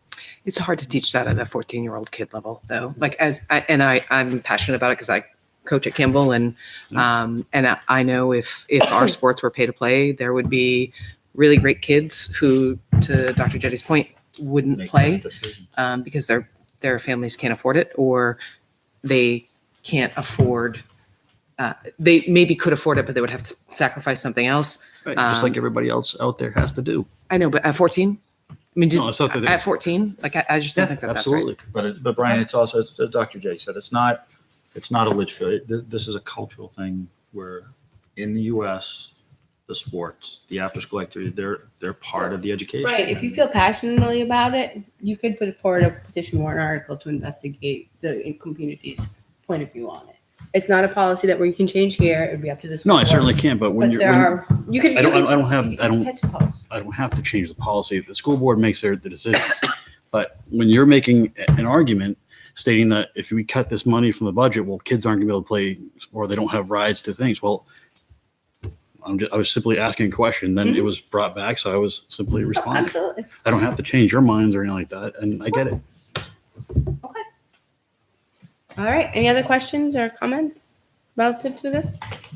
All right. So that brings us, well, thank you very much. Thank you to all the staff and administrators who visited us tonight. Thank you. Absolutely. Thank you. So that brings us to member input. We can start with Mr. Leary and work around the table if you have anything you'd like to say. Selectmen wrapped up their meetings for the year. We have two things, actually. The police chief is retiring as of tomorrow, and Captain Sergeant is being sworn in. That will take effect tomorrow. And we also, Christmas Eve, the town hall will be closing at noontime because we're giving the employees the afternoon off so they can have their Christmas party. Other than that, we're about done. Excellent. Mr. Hodgkin, anything? Yeah, I mean, I understand all these, I mean, especially people with kids and all like that, it gets emotionally charged, but kind of need to remember we're here for one purpose. You don't have to get mad at each other, and it is what it is. I mean, you don't have to get nasty with anybody about what they have to say. Absolutely. Mr. Myers? Everybody have a good Christmas. Thank you. Likewise, thank you. Mrs. Martin? Ms. Burke? So just one quick thing, and Carrie, I hope you take this for exactly what I mean it for, and it's not a personal attack by any stretch of the imagination, but I think Started that way. one of your roles as the chair is to lead the meeting without emotion, right? So you're trying to just facilitate a meeting, and sometimes I feel like your voice can overpower discussions and even shut people down. And I would just encourage you to try and take your own personal feelings out. I all the time, like I could have gotten really heated about the whole coaching conversation because I feel so strongly about it, but I don't want to do that, right? Because it was a good question that you asked, and it was a Because valid. it doesn't, I mean, and to your point, it doesn't have any place here. We're not supposed to be attacking each other. You have an Correct. opinion, I have an opinion. We're only here to the best way to spend the taxpayers' money. Agreed, 100%. Absolutely. And so I just think if you could just remind yourself sometimes because you probably can feel it. I can feel it when it's coming up in me. So if you could just maybe try and remind yourself, not to, sometimes you can shut people down. And so. I'm sorry that you feel that way, and I absolutely appreciate the feedback. Thank you. Okay. Well, Mr. Cutter? No further comments tonight. Mr. Hayes? No comment. Miss Forte? We usually go by your first name. Yeah, the only thing I had to say was about some of what we talked about. I think we get a little dicey if we're comparing town and school. I don't want to open the conversation again, but I do think it is important to remember, and I don't know if we did a good enough job of highlighting it when we went line by line, that whereas on the town side, the Board of Selectmen did not make any adjustments, the school board did make significant reductions before it even came to us. And I know that it was outlined when you went line by line, but I don't know if we really looked at some of that piece. And so I don't know if others were able to, and I understand it's a significant time investment. But I was on vacation when they did the full day, the Saturday, so I wasn't able to come in person, but I did watch. The entire thing is on YouTube. And it really helped me get a sense of where they're coming from with some of these things. And I understand that's a huge time investment, not suggesting everybody do that.